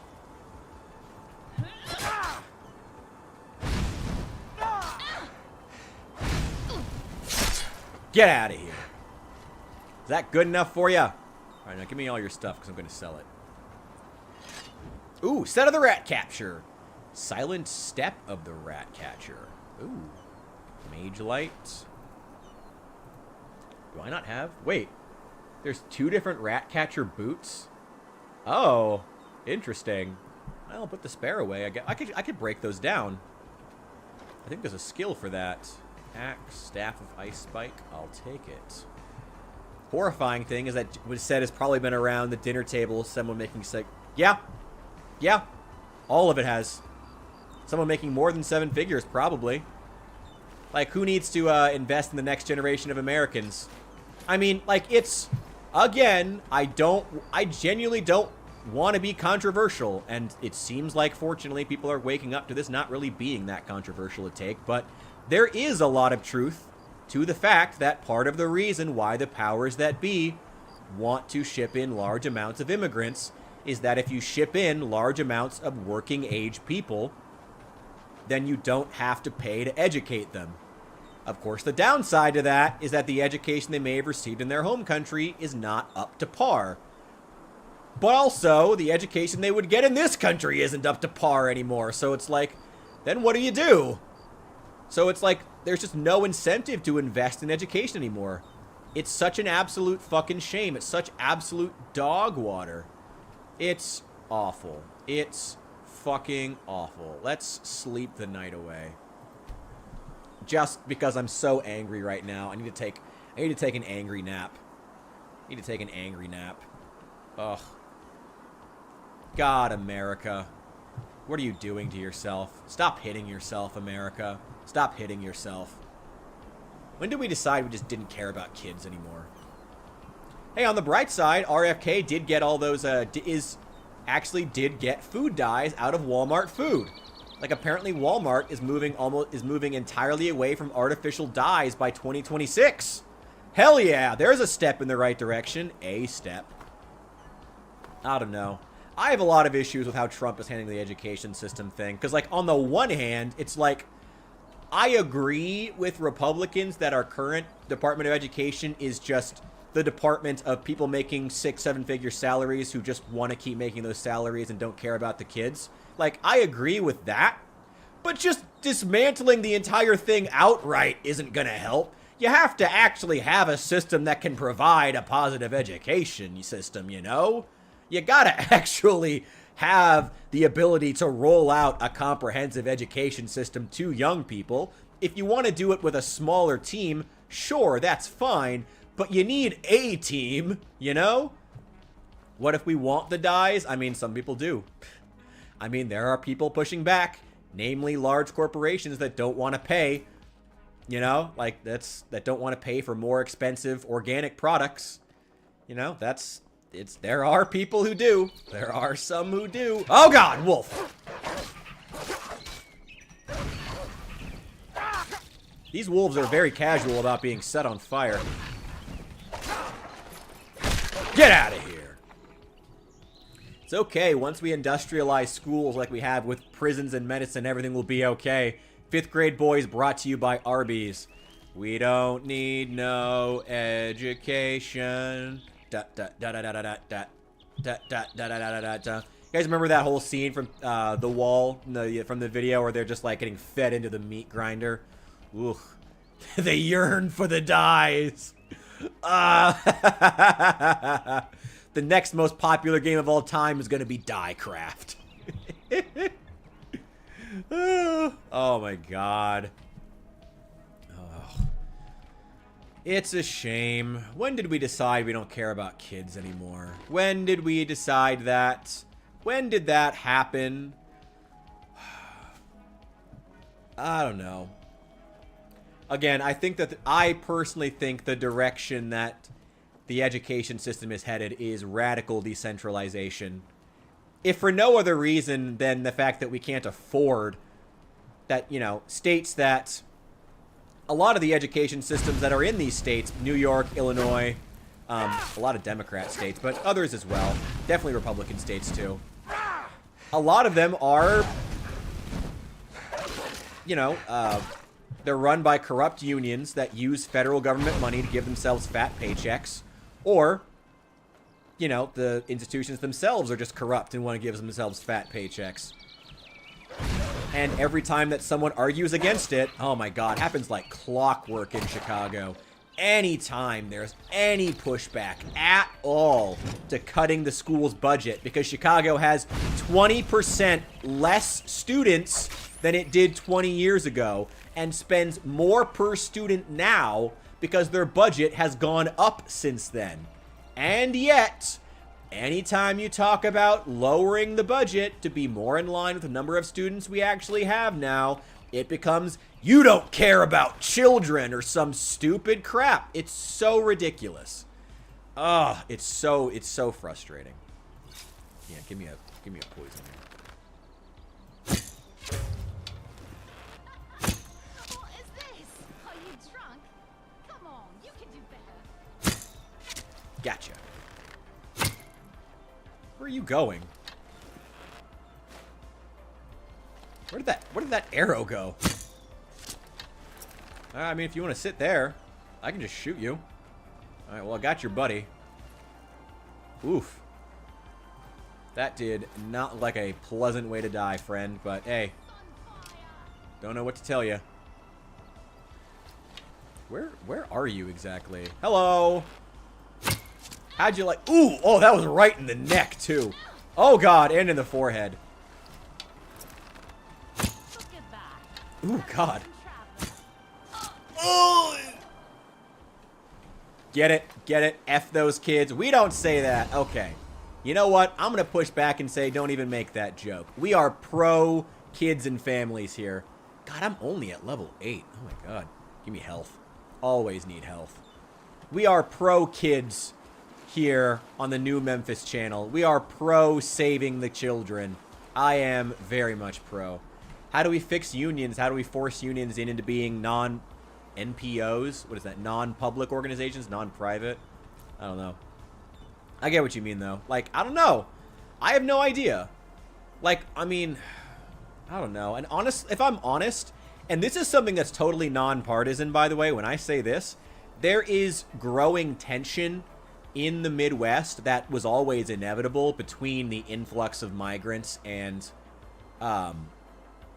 the unions, which was inevitable.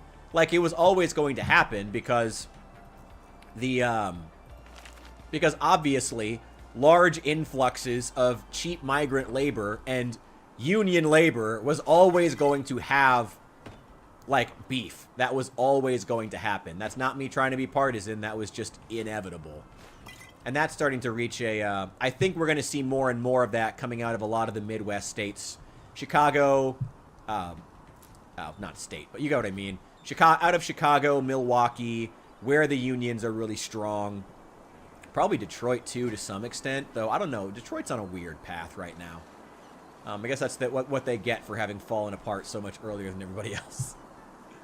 I don't know. I know you're joking. Non-profit organizations. Okay, thank you.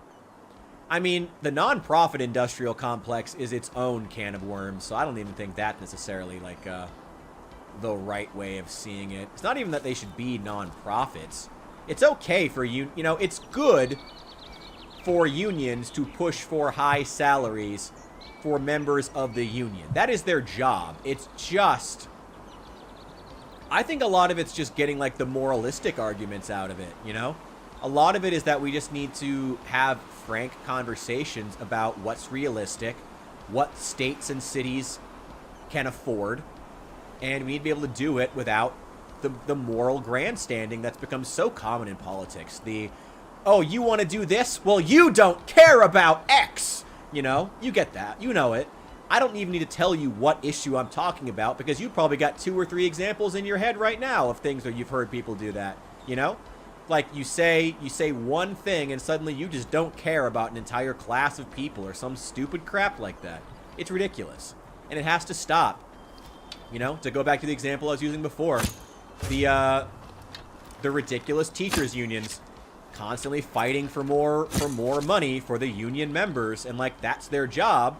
But when they can leverage saying how if you don't care about children because you're not Because you're saying that union members shouldn't get six-figure salaries? Union members shouldn't be able to collect multiple pensions through their lifetime? How dare you? You hate children. It's ridiculous. It's just ridiculous. Appeal to motion fallacy. Absolutely. 100%. Which goes hand in hand with the Nazi accusation fallacy. I guess that does that fall under the emotion, the appeal to emotion? Because it's probably appeal to rage, probably. It's just a shame. It's just an absolute fucking shame. Oh, also, I should go ahead and call my buddy. Get over here, buddy. Hey, welcome back. I'm gonna get you that new weapon eventually, by the way. We should save. Appeal to fear. Yeah. Fear just counts as an emotion. It's a shame. It's a shame that we still can't get past this shit. I don't know. Let me ask you guys, what do you think is the path forward here as far as like the ability to have good conversations about this stuff, you know? How do we do that? How do we get past the appeal to fear? How do we get past, you know, us not being able to converse about these subjects without having to walk on eggshells? That's the thing I've been so... Those of you who have seen the drama in the Discord in the past 2 days may now have a better idea of what I've been dealing with in my personal life as far as the need to walk on eggshells around people in my life.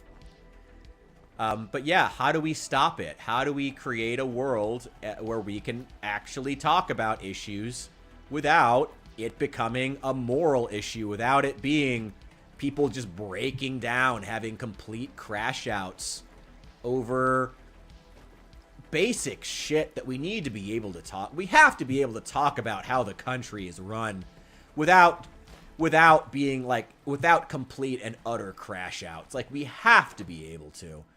It's a shame. It's just shameful where we are. I don't know. Christ-based communism. Remove the communism, and I think you're halfway there. I mean, oh, what the fuck? Is that a... Oh, I think it's just a pirate. Heard you like arrows.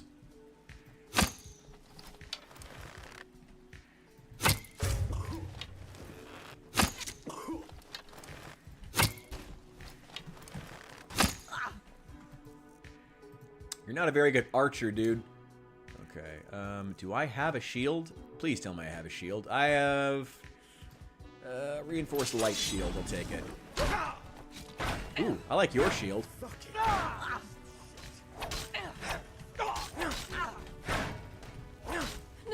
My vagrant! Get out of here.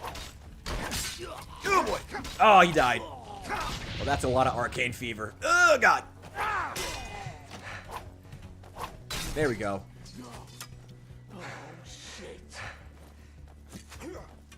You're a really bad shot, bro. You mean business. Ha! Alright. Welcome back, buddy. You cost me some arcane fever, but it's no big deal. Alright. Only way to get past fallacious, childish arguments is to improve education, specifically teach philosophy, rhetoric, and logic. I think that's a good start. It's a good start. I think a lot of it is just that people... If I'm entirely honest here, I think some people just need to have it beaten into them that you can't just go around insisting that everyone has to think like you. I think part of it's going to have to be, like, forced. I know that sounds harsh because it is, but I think it's true. Like, some people are going to have it forced into them that, no, you cannot force everyone to think like you. You cannot call everybody a Nazi for simply not believing what you do. Some people are just going to have to be told you need to eat crow. You know? And obviously, oh boy, that's a trap. Interesting. Some people are just going to have to be told to eat shit. And you know, I think that's just the truth. As far as dealing with the adults who are settled into that, some people just need to have it beaten into them. Not physically, hopefully. Well, maybe physically in, like, the extreme cases where, like, you know, where, you know, they're outside of ice facilities blocking vehicles and then surprised when they get tossed around like ragdolls. But, you know, even then, it should be as much as is necessary and not more. Does no one have any bone meal? God damn it, come on. But for the younger generations, preferably philosophy, rhetoric, logic. I mean, even just the basic sense to think for yourself, you know? Way too often, especially, like, this is part of what I'm worried about with ChatGPT. Way too many young people, and honestly, way too many actual, honest, goddamn adults who are way too comfortable letting tech company who, before ChatGPT, were already getting too comfortable letting tech companies make their decisions for them. Way too many people were. We're just comfortable accepting whatever line was fed to them, you know, whatever was, whether it be our blind sense that after the dating apps died, there was no other dating culture and building one was simply impossible, or whether it be, ooh, a pumpkin, yeah, or whether it be, you know, people using ChatGPT for every aspect of their lives. Fortunately, I think that's actually waning. Thank God. Seems like people are realizing ChatGPT is deeply flawed, and thank God for that. It's a shame. I think it's breaking. I think now. And I think that AI eventually... I think that AI's... I don't think AI is going to crash, but I do think that when AI is found to not be quite as... How do I put this? The end-all, be-all solution to all of humanity's problems that it has been pushed as, when it is just a technology, a very significant technology, but just a technology that has certain uses and certain not uses, and certain ways in which it's just not useful, I think that that will finally break. I hope so, anyway. I hope so. I don't know. Ooh, wait, hang on. Hang on. Hang on. Okay, hunting bow. Give me the good arrows. Here we go. Ah! Oh, over his head. Hang on.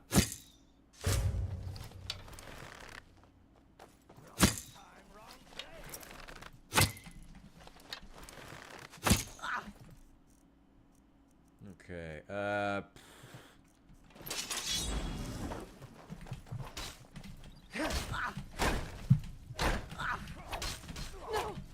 Get out of here. Like the bite of a flea. How's that fire taste, bitch? Get out of here. Oh, God. Get off the vagrant. Oh, God. They killed him again. Okay, he's really starting to struggle. I think it's because he's just not doing enough damage. I need to get that bone meal. Damn it. That little fence is blocking me.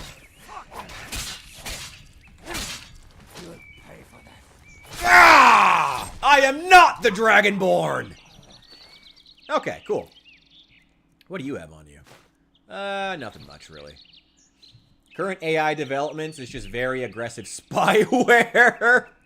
I think it'll be fascinating and kind of kick ass when it finally gets to have a personality, but we're a long way. That's... I mean, you know, you're probably not wrong. Actually, I believe I heard a statistic recently that apparently OpenAI is only converting about 1% of free users into paid users, which is pretty fucking piddly. Honestly, like, piddly number of amount of revenue actually coming into the company. Like, just pathetic, even, like, amounts of revenue coming into the company. Listen, if we put LSD in the water supply, it'd be a little rough for the first few weeks, but everyone who survives will mellow out. Oh, God. You ever seen the movie, what is it called? Kingsman? The first one? I feel like that's going to be like, it's going to be like the bad guy's motive in that movie. Oh, boy. Oh, boy. Hang on. Get out here, buddy. You can handle these guys. Damn archers.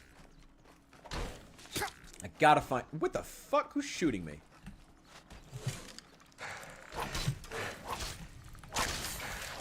Gotcha.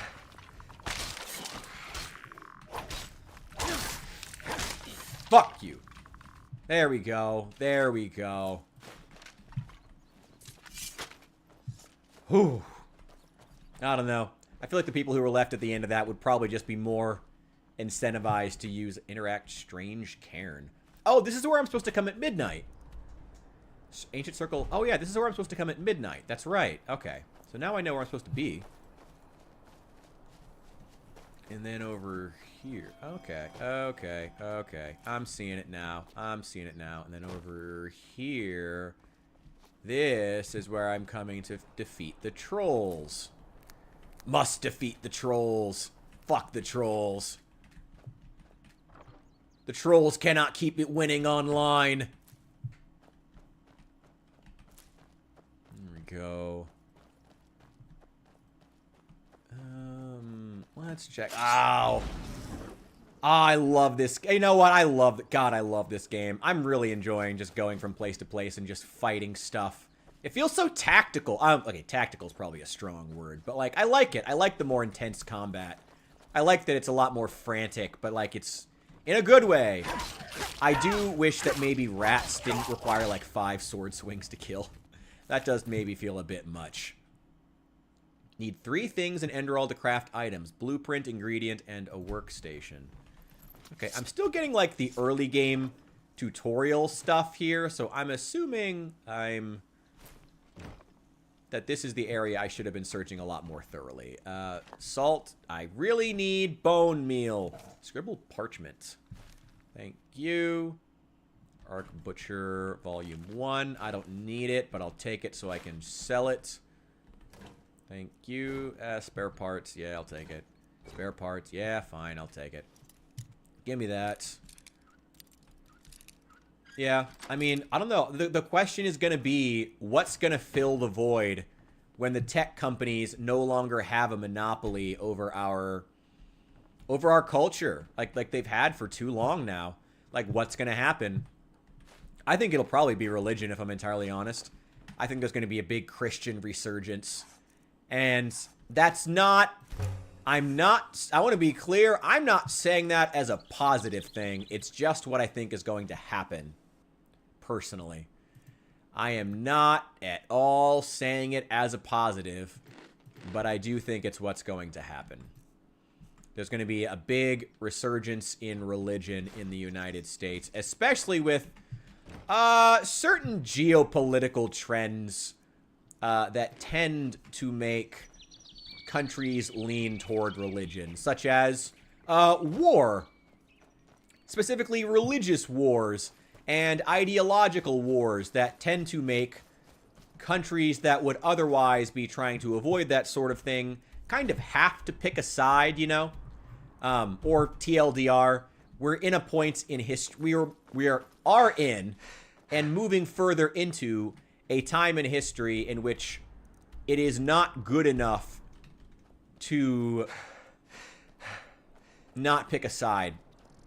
Teams are being drawn the world over, and we're going to have to get on board with that and figure that out. Now, fortunately, I don't know about there's nothing really to say fortunately that's happening right now, but the U.S. is in a good position. It's all going to depend on whether or not the U.S. can get its act together in a lot of ways, you know? That's what's going to depend on. That's what's going to determine our success in the next few years. And I hope it goes well. I like the USA. I would like to continue liking the USA. I want the USA to still be here in 100 years. And I would like the country to continue going from strength to strength. It would be nice. So let's see if we can do that. It's going to depend on whether or not we get too used to ChatGPT making our decisions for us. Which may happen. Who knows? People are pretty lazy. People are very lazy. People are very lazy. What are we doing here? Oh yeah, we're going to head back to town to sell a bunch of crap. All that crap that we took from the homeless. We're going to take all this stuff that we robbed from the homeless and go sell it in town. Is that a growl? And we're going to go sell it in town. Back in Riverville. So we can afford more skill books. Because that is like the #1 thing we need. Damn it! Too heavy. We need skill books. Skill books. Skill books. There we go. I will take that.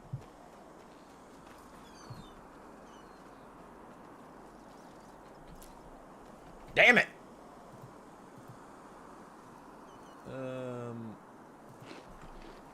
Need a leak.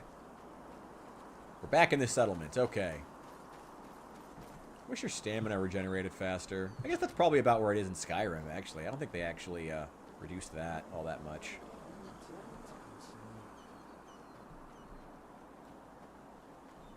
Alright, where's the blacksmith? I think they're across the river.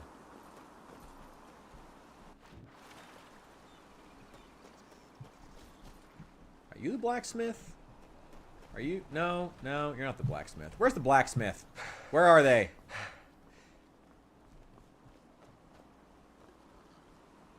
Where are you? Not gonna let my millennial show by using that quote. Keep it in pocket for once. Where is the blacksmith?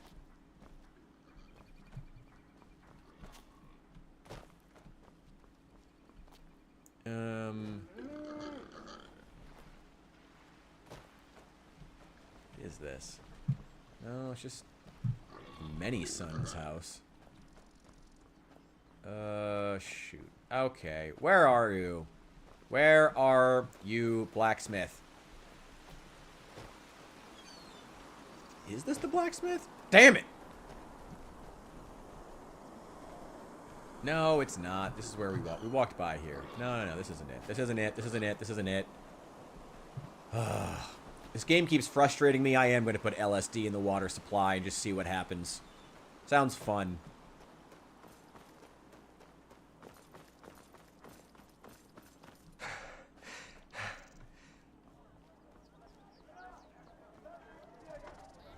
Well, I can sell crap here, too. What do you need? What do you have in stock? Tell me if something catches your eye. Nothing will, but I need you to buy a bunch of crap from me. We actually have a lot of food now. We're doing pretty well on that. May your path always be even. Greetings. Yes. Yes, of course. Her voice acting is interesting, but it's all right. It's fun, and it's a mod. Who cares? Voice acting can be a bit spotty. Iron war axe, longbows. I'm gonna keep the mace actually, because I'm gonna give that to the apparition. Sell that ring. Sell the extra potions I don't need. Ice spike. Yeah, don't need those. Don't need those spells. Don't need that. Don't need that. Keep that, I guess. Sell those. Okay, that's a decent amount of crap. Do you have any... Do you have any... No? Really? You don't have any skill books? Okay. May his light guide you. Okay, how many skill books do we have? Heavy armor. Ooh, wait. Heavy armor is at 25. Ooh, wait, hang on. That means I think I have some heavy armor books that I can use after 25. No, that's one-handed. Damn it! What is one-handed? What's my one-handed at? It's at 20. Okay, if I can get 5 one-handed books, that'd be amazing, actually. Hey, you! Yeah? Got any one-handed books? I just put them out for you to look at. Tell me what you need, and be quick about it. Why is this merchant such a dick? Okay, it costs 1. Up to 25. How much does it cost for 5? 415. I don't even know enough for 3. Wait, hang on. Okay, what else can I sell to this guy? What else do you want? What else will you buy off of me? I need the mace. Ooh, actually, those rat catcher boots are worth a lot of money. Why I'm using the gay tag? Am I? Heavy leather gauntlets. Why do I have 6? Oh, right, because I'm planning on selling them. That's why I have 6 iron cuirasses on me. No wonder I'm so heavy. There we go. Vagrant robes. Axe. I don't think I can use that for anything. Goblets. Oh, yeah, all the silver stuff that I picked up. Okay, here we go. I think I have enough now. Let's see.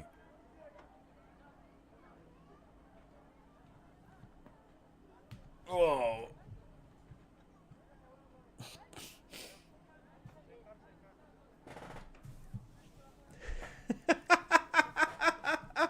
That sounds like an entertaining dude. I gotta meet that guy. We probably get along very well being gay conservatives together. Not Asian, though, but, you know, 2/3. Let's see. This is up to 25. Okay, give me 5 of those. Give me 5. Yeah, there we go. One-handed's about to go through the fucking roof. Walk blessed. There we go. And I can take those other 2 books now, too. And then rhetoric. Oh, I can't use those yet. That's fine. Then take those. Perfect. My one-handed is now my best skill. Hell yeah, I need to do more damage. Absolutely. Oh, boy. Oh, man. Oh, yeah, you can see that right now. Very, very much, very chiropractic. God, I still have so many learning points and I can't afford any more books. Damn it. Oh, and I have so many crafting points, too. Ugh, I need money. I need money. It's okay. I think, you know what? We should probably go ahead and start using... Walk blessed. Ugh. Okay, sure. Whatever. Okay, hang on. Health, light magic. Okay, hang on. Oh, get rid of that. I can sell that. Not those. I don't need all these books. I'll keep them anyway, though. Just to have, like, 1 more. Give me all the recipes. Then... yeah, give me the amethyst. Give me the blueprints. And I'll sell all the extras that I don't actually need. Give me all those. Yeah, I can still carry all of it. Hell yeah. Give me those. Nice. I can still carry all of this. Hell yeah. Okay. Where is there an enchanting station? Where is an enchanting station? I hope there's actually one here. Maybe there might just not be one in town. Oh, boy.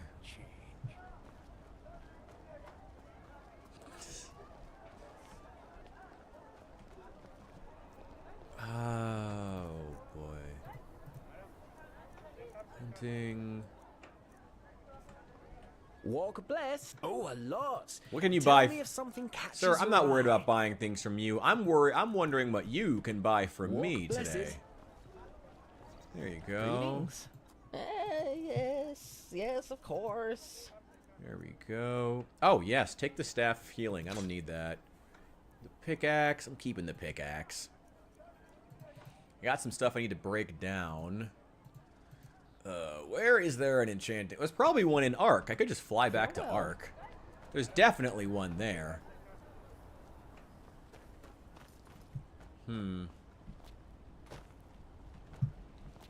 Let's try to find that blacksmith. Where is the goddamn blacksmith? Where are you? Oh, is that it? I think, is that the blacksmith? Is that them? No. That's not the blacksmith. Definitely not. That's the place I've checked twice to see if they were the blacksmith. Is that Lilith's house?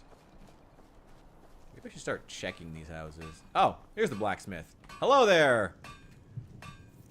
What can I craft? Ooh, yes, please. Improve all of my gear. I already have. It's already 15% better. that. These leather gauntlets. I have plenty of leather. May as well to get the experience. Let's do some smelting. Smelt down ore. Then we'll dismantle items later. Give me steel. Hang on. Give me all that iron. Okay, cool. What weapons can I improve? Let's improve that. Improve that, because that's gonna go to our vagrant friend. I need your forge. Sword, helmet. No, I don't need those. Gold. I guess I could just forge a bunch of iron ingots, iron helmets. I have plenty of stuff for it. What's the value? 80. 80 for 3 iron ingots. I'm not worried about spare parts. 3 iron ingots and 2 leather strips. Or 65 for 2 iron ingots. I think it's a better return to do the helmet.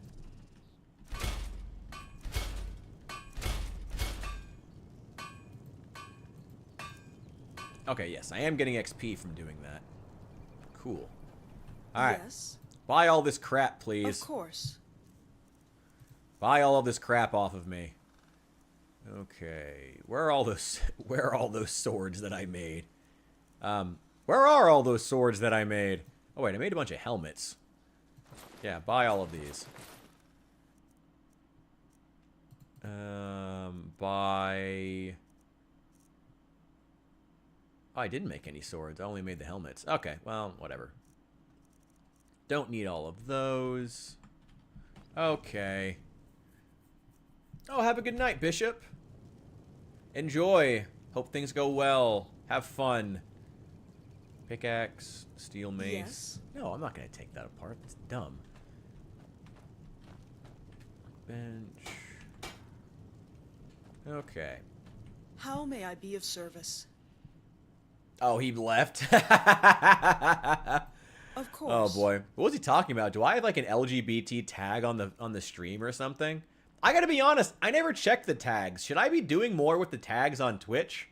It seems like I get a... Actually, you know what? I do need to be doing more with the tags on Twitch.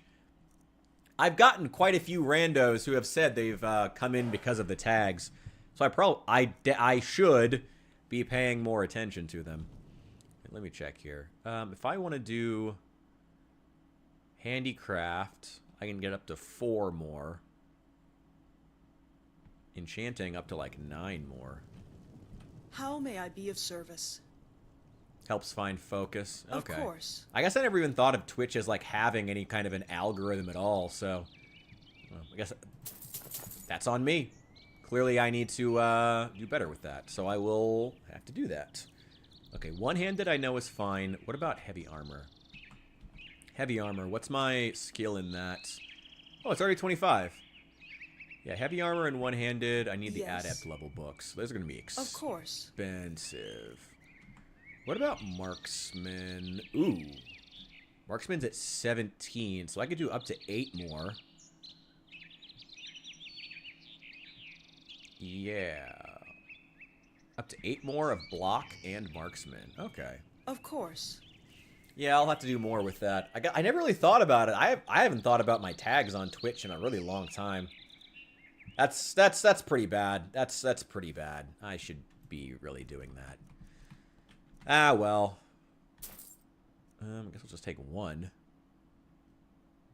That'll have to do for right now. That's all I can afford. There's no more handicraft books. Actually, I could take this one. Well, I wouldn't be able to use it, so who cares? Leather helmet, cure disease, iron cuirass of vigor. That would be nice, but not super helpful. Okay. I'll use those. Thank you, thank you. Okay. 6 learning points, 9 crafting points. We're slowly grinding it down. We just need more money. That's like the #1 thing. I do like it though. I like that like making money is tied to your skill leveling. I like that, though. I like that it drives you to, like, interact. It drives you to interact with the world, you know? I like it. It's cool. I wish Bethesda would learn.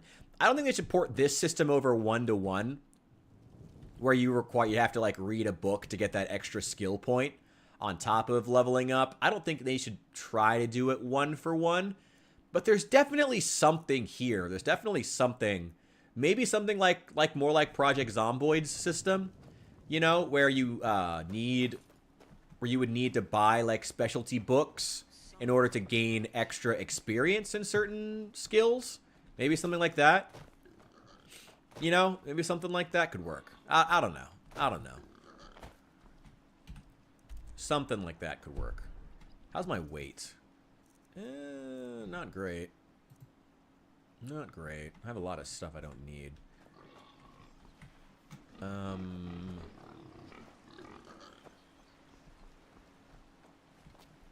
Maybe we should go back to Ark. That's probably the only place we're going to find an enchanting workbench.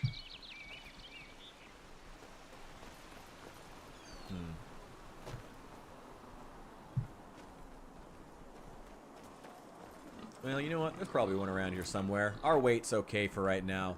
Let's go take out that troll. Oh, hell yeah. I'll probably log off another half an hour here. That'll hit 4 hours. Thanks for coming on with me. And, yeah, like I said, if you want to ask any questions in, like, the Discord DMs, we can talk about what was going on. It's, I'm looking to just move on more than anything else. So I'll answer any questions, but, like, I'm looking to move on more than anything else. Have a good night. Hope the school year continues going well. That new shop program sounds awesome. Hell yeah, dude. Glad to see that there's still some good teachers in California. Bought 64 gigabytes of... Oh, hell yeah. Hey, hell yeah, dude. Nice. Fuck yeah. Hope it works out. Keep going. Fuck yeah, dude. Fuck yeah. Rising tide lifts all ships, and I'm super inconsistent with my streaming, so I'm glad that you're doing it, honestly. I'm glad that you're still out there. And also, I mean, with stuff being so... with your job being, like, you know, almost losing your job, it's good to have, like, a secondary source of income. So it's also, if you can even get to that point of just, like, making 50, $100 a month from Twitch, that's always good, you know? That's always good. Money is always good, so I'm wishing you the best on that journey, man. Hell yeah. Get yours, brother. Keep working on the game system, too. Alright, I think we're just going to take out this troll, and then I'll wrap up for the night. This will be our last big quest. Oh, and wait. Welcome back, friend. He's not much of a fighter. Especially because he's still armed with a fucking iron dagger. We're gonna have to be real tactical about this. Maybe we'll see if we can lead them outside? Maybe? I mean, on the bright side, I should be doing significantly more damage and be able to tank significantly more damage now, thanks to all that extra skill points in, Also, let me check. We should check and make sure I don't have any more other points I can use. Wait.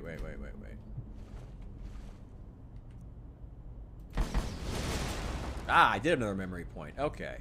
Now blocking's more effective. That's not super helpful, but all of these next level ones are, though. Arrows you intercept with your shield don't do damage. While wearing solely heavy armor, the chance of getting staggered is lowered. I'm getting staggered so much. That'd be so nice. Falling damage is half. That's okay.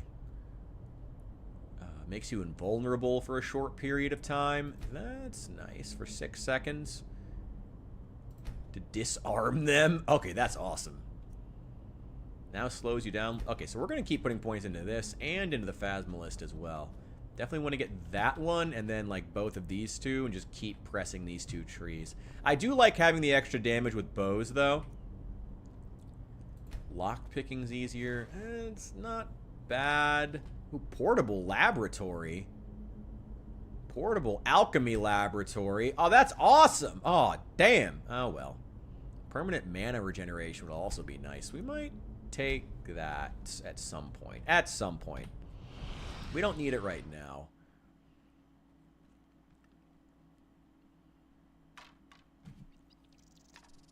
Okay.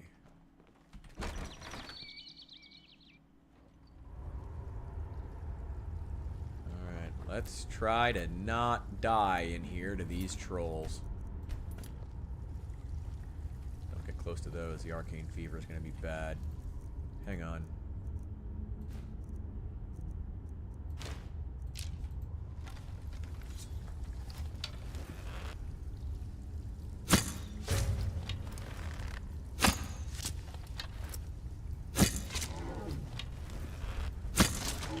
Gotcha.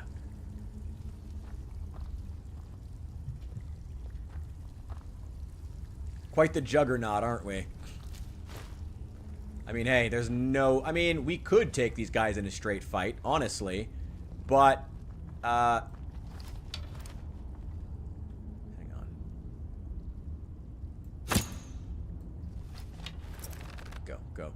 Go check it out. Go see. Go check it out. Go see it. Go see it. You know you want to. There you are.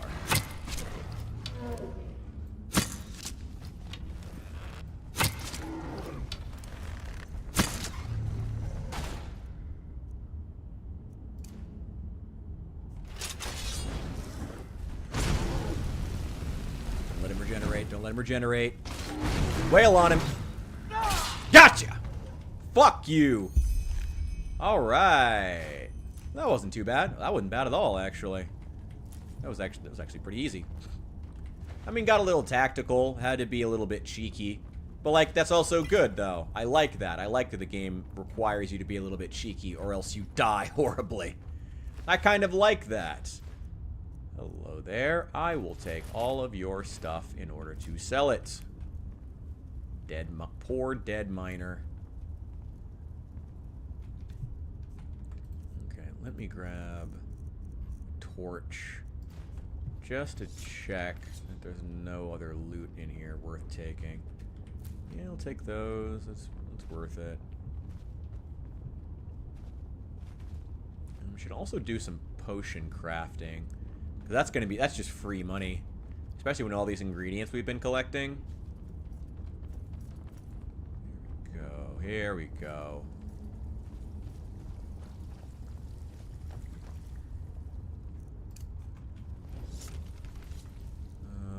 Where's that bow?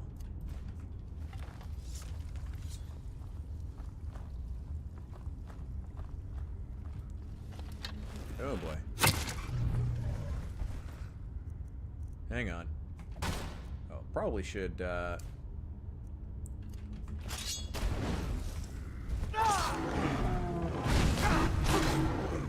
Well, fuck you too.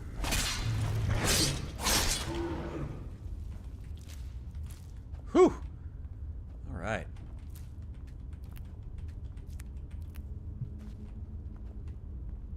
Defense robe.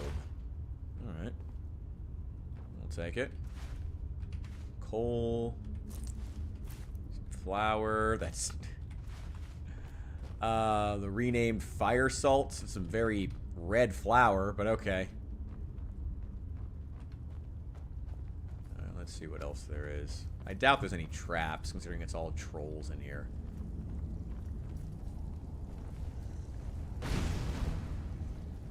I don't want to drop down there.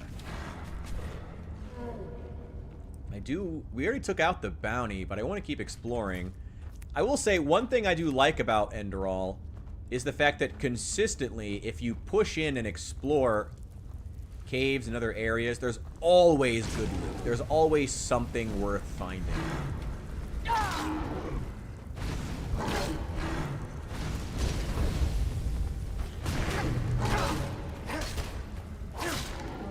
There we go. Tough enemies are almost always worth defeating because they're guarding something good. Which I guess is true. I don't know. Would you say that's true in Skyrim? I mean, the problem with Skyrim is that a lot of the loot's randomly generated, especially later in the game. You know, whoa, what is that?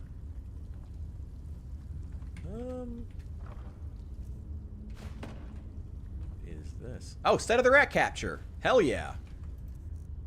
Better gauntlets. What do these have? 14 armor rating versus my current 14 armor rating, but that's been improved. Block 14% more, 4% more damage with your shield. Stamina regenerates 10% faster. Hell yeah. And I'll still be able to improve these further to get even better defense. Hell yeah. Awesome.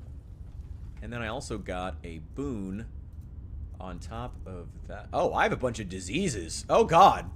I have a bunch of diseases. I should probably take care of those. Oh, God. Cure disease potion. I still have the weird fever, but okay, that helps. I had two. I didn't realize I had a bunch of diseases. Okay. Blessing of the Wise One. Primary fight skills permanently by 1. Okay, cool. Rat Catcher set bonus, increase health by 9 points, and I got 2, increases heavy armor skill by 5, two-handed attacks do 5% more damage. That's, I don't use two-handed weapons, but that's fine. I'll take it. I will happily take it anyway. What's down here?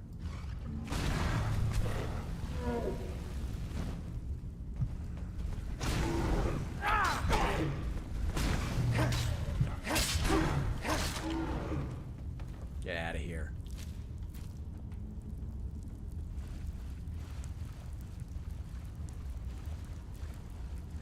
Can I? Oh, I can exit this way.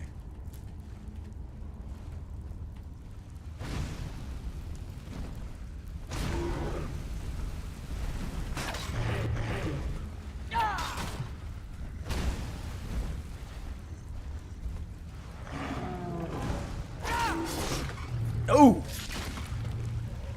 Ooh, got him. Scribbled note.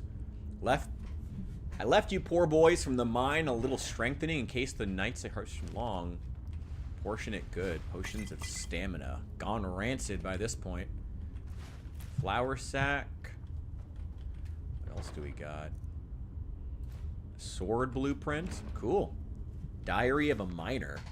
Well, that's cool. Well, I'll read it later. I don't play games to read. We learned that during Disco Elysium. I don't play games to have to read. I'm here to kill things and get physical. Give me... Where are those? What's the heaviest thing I'm carrying? I don't need the goat meat quite yet. You know, may as well. Actually, you know, the venison's the heaviest thing. You know. Let's eat that. Wow, that gave, like, no health back, though. Roasted goat meat. That is giving me health. Okay. Yeah, very much worth it to cook food, but man, you need a lot of salt for it. I guess that makes salt all the more important. Hang on.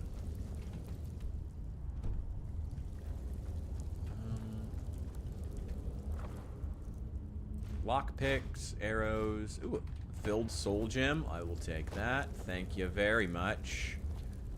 Where have I not explored yet? I think just over this way. If there's anything even over here. There might not be. No, I don't think there is. I think that's the edge of it. I think that's the whole place. I think we've checked it all. Let's head out that secondary way. We've got what we need. We'll go turn this in. Turn in this bounty. That was way easier than I thought. I mean, it was specifically marked as a low-level quest. And honestly, we've done a lot of power leveling. To the point we could probably do some 2-star quests if we really wanted to. Oh, I know this place. Okay. Got some wolves.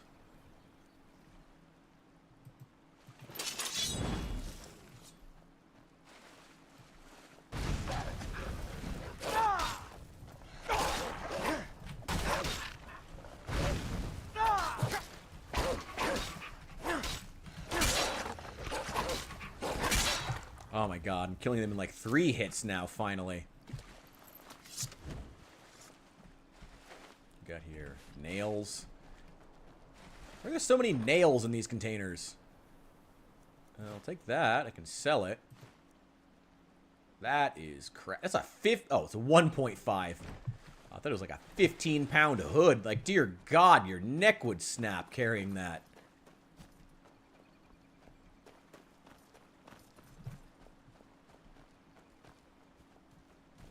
Oh, God.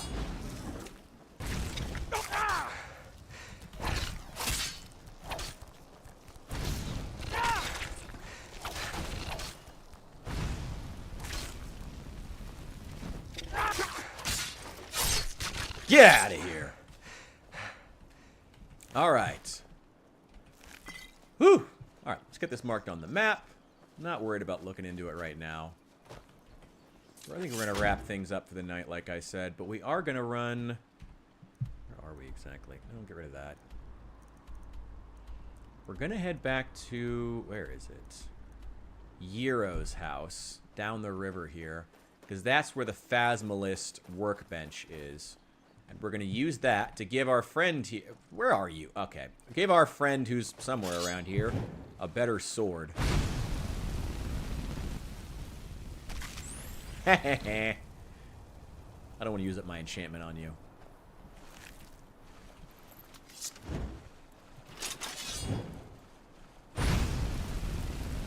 Oh, I can set them on fire while they're in... Whoa, God! Oh, there you are.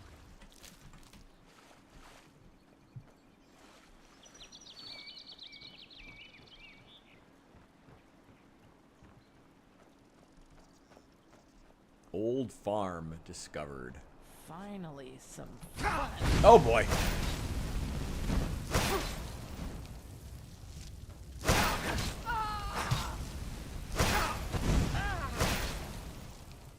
Asshole, can you get over here? Oh my God. That's why I hate those ice spells. Get out of here. Damn mages. Okay. Staff of Flames. I'll take it. Got anything good in your house? I don't normally go around killing old ladies, but apparently, they like to kill me. Yeah, sure. Give some potions. Hell yeah.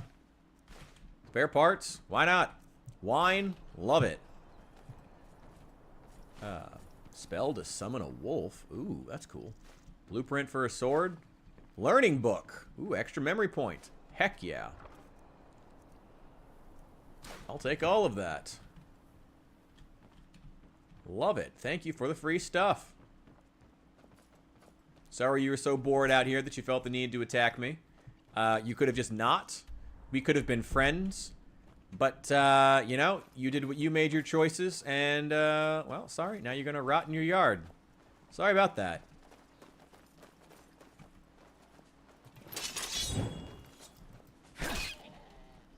Damn, it's out of charge now. Alright, back to Yero's house. Use that Phasmalist workbench to give our buddy a better weapon. Where is it?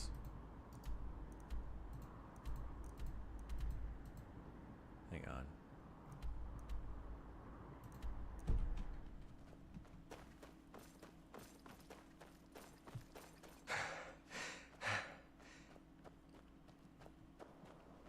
My stamina regenerates faster now. Should be, what, 10% faster? How close are we? How many of these? We now have the helmet, gloves, and boots of the rat catcher. We actually found 2 sets of the boots of the rat catcher. We still need the cuirass. I think that's it. I think it's just the chest piece that we need now. Yeah, we've got boots, helmet, gauntlets. Yeah, we just need the... All we need is the chest piece. So we'll keep searching for it.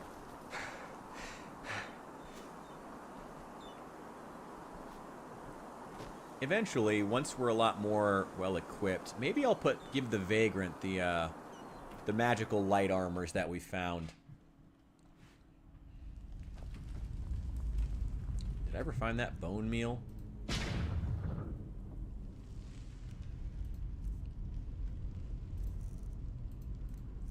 it one steel mace? Aha! I did. And that's it. Don't have enough material available. What? Requires 4 bone meal. Oh, God. Ah, crap.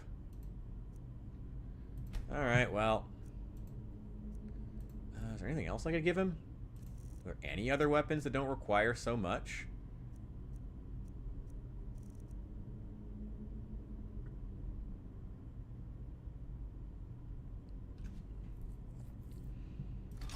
What about that one? Now that requires 2. No. Damn it. I need a lot of bone meal. Well, we need 4 bone meal, buddy, and then we'll get you a better weapon. Sorry. Damn, if only all these damn skeletons I'm killing dropped bone meal consistently. Alright, there are some alchemists around. We can go get some from some of them. Let's head back to Riverville. Worst name for a city I think I've ever heard in a fantasy world. Riverville. Awful name for a fantasy city, but alright, whatever, whatever. Ah!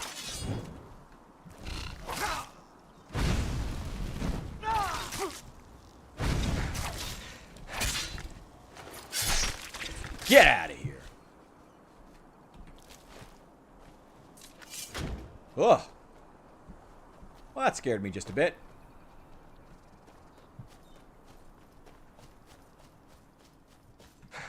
We'll also gain a lot of XP. And, I mean, a lot of money from using up all these ingredients to make some potions. Just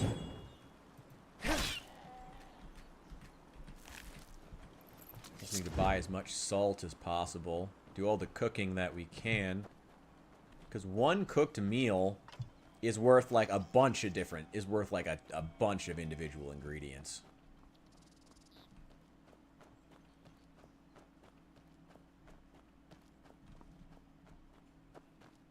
I mean, one cooked meal is literally a bunch of individual ingredients.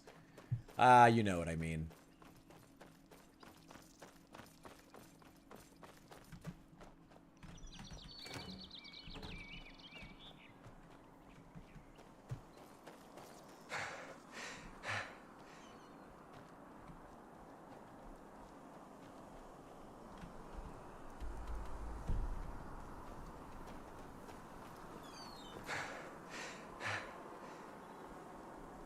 That should be Riverville right up ahead. Yep. Here we go.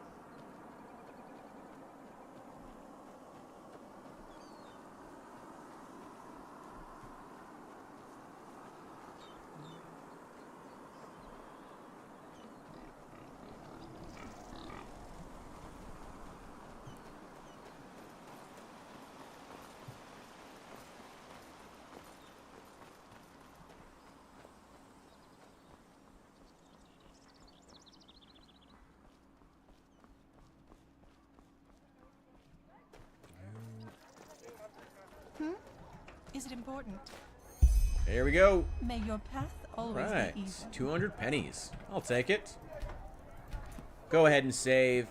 And alright, I think we're going to go ahead and wrap it up right there. Thank you guys so much for joining me on a journey through the island nation of Enderall. We're going to continue with this 100%. I love this game a lot.